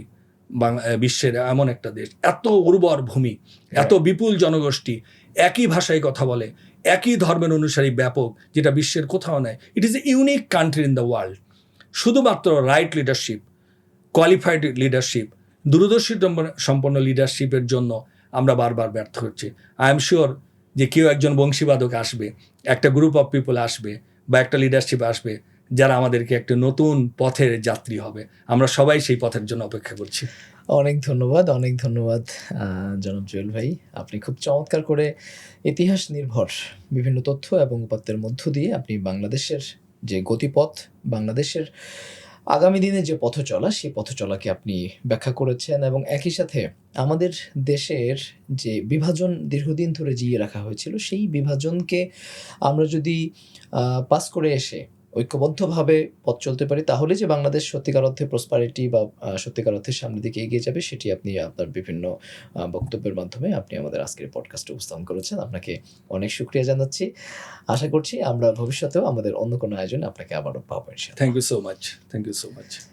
সুপ্রিয় দর্শক, ইতিহাসের সবচেয়ে বড় শিক্ষা এটাই যে ইতিহাস থেকে কেউ শিক্ষা নেয় না। আমাদের আমন্ত্রিত অতিথি যদিও বলেছেন আমরা 47 থেকে শুরু করে 24 পর্যন্ত প্রত্যেকটি ঘটনা, প্রত্যেকটি আন্দোলন থেকে যদি শিক্ষা নেই, তাহলে নিশ্চয়ই আমাদের সরকার পথ হারাবে না, নিশ্চয়ই আমাদের সরকার জনগণের সাথেই কানেক্টেড থাকবে। কিন্তু তারা যদি ইতিহাস থেকে সঠিক শিক্ষাটুকু নিতে ব্যর্থ হয়, হয়তোবা আবারও জনগণ তাদেরকে সঠিক পথে নিয়ে আসবার জন্যে জনগণের নিজস্ব ওয়ে অবলম্বন করবে।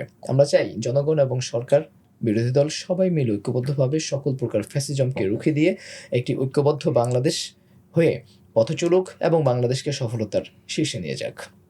আমাদের পুরো পডকাস্টটি ভালো লাগলে অবশ্যই লাইক, কমেন্ট, শেয়ার করবেন, এবং আপনারা যদি বাংলাদেশ নিয়ে এমন কোনো থট থাকে যেটি আপনি সবার মাঝে শেয়ার করতে চান, অবশ্যই ইনোভাটকের এই চেয়ারে আপনাকেও আমন্ত্রণ। অবশ্যই ভালো থাকবেন, সুস্থ থাকবেন। আল্লাহ হাফেজ।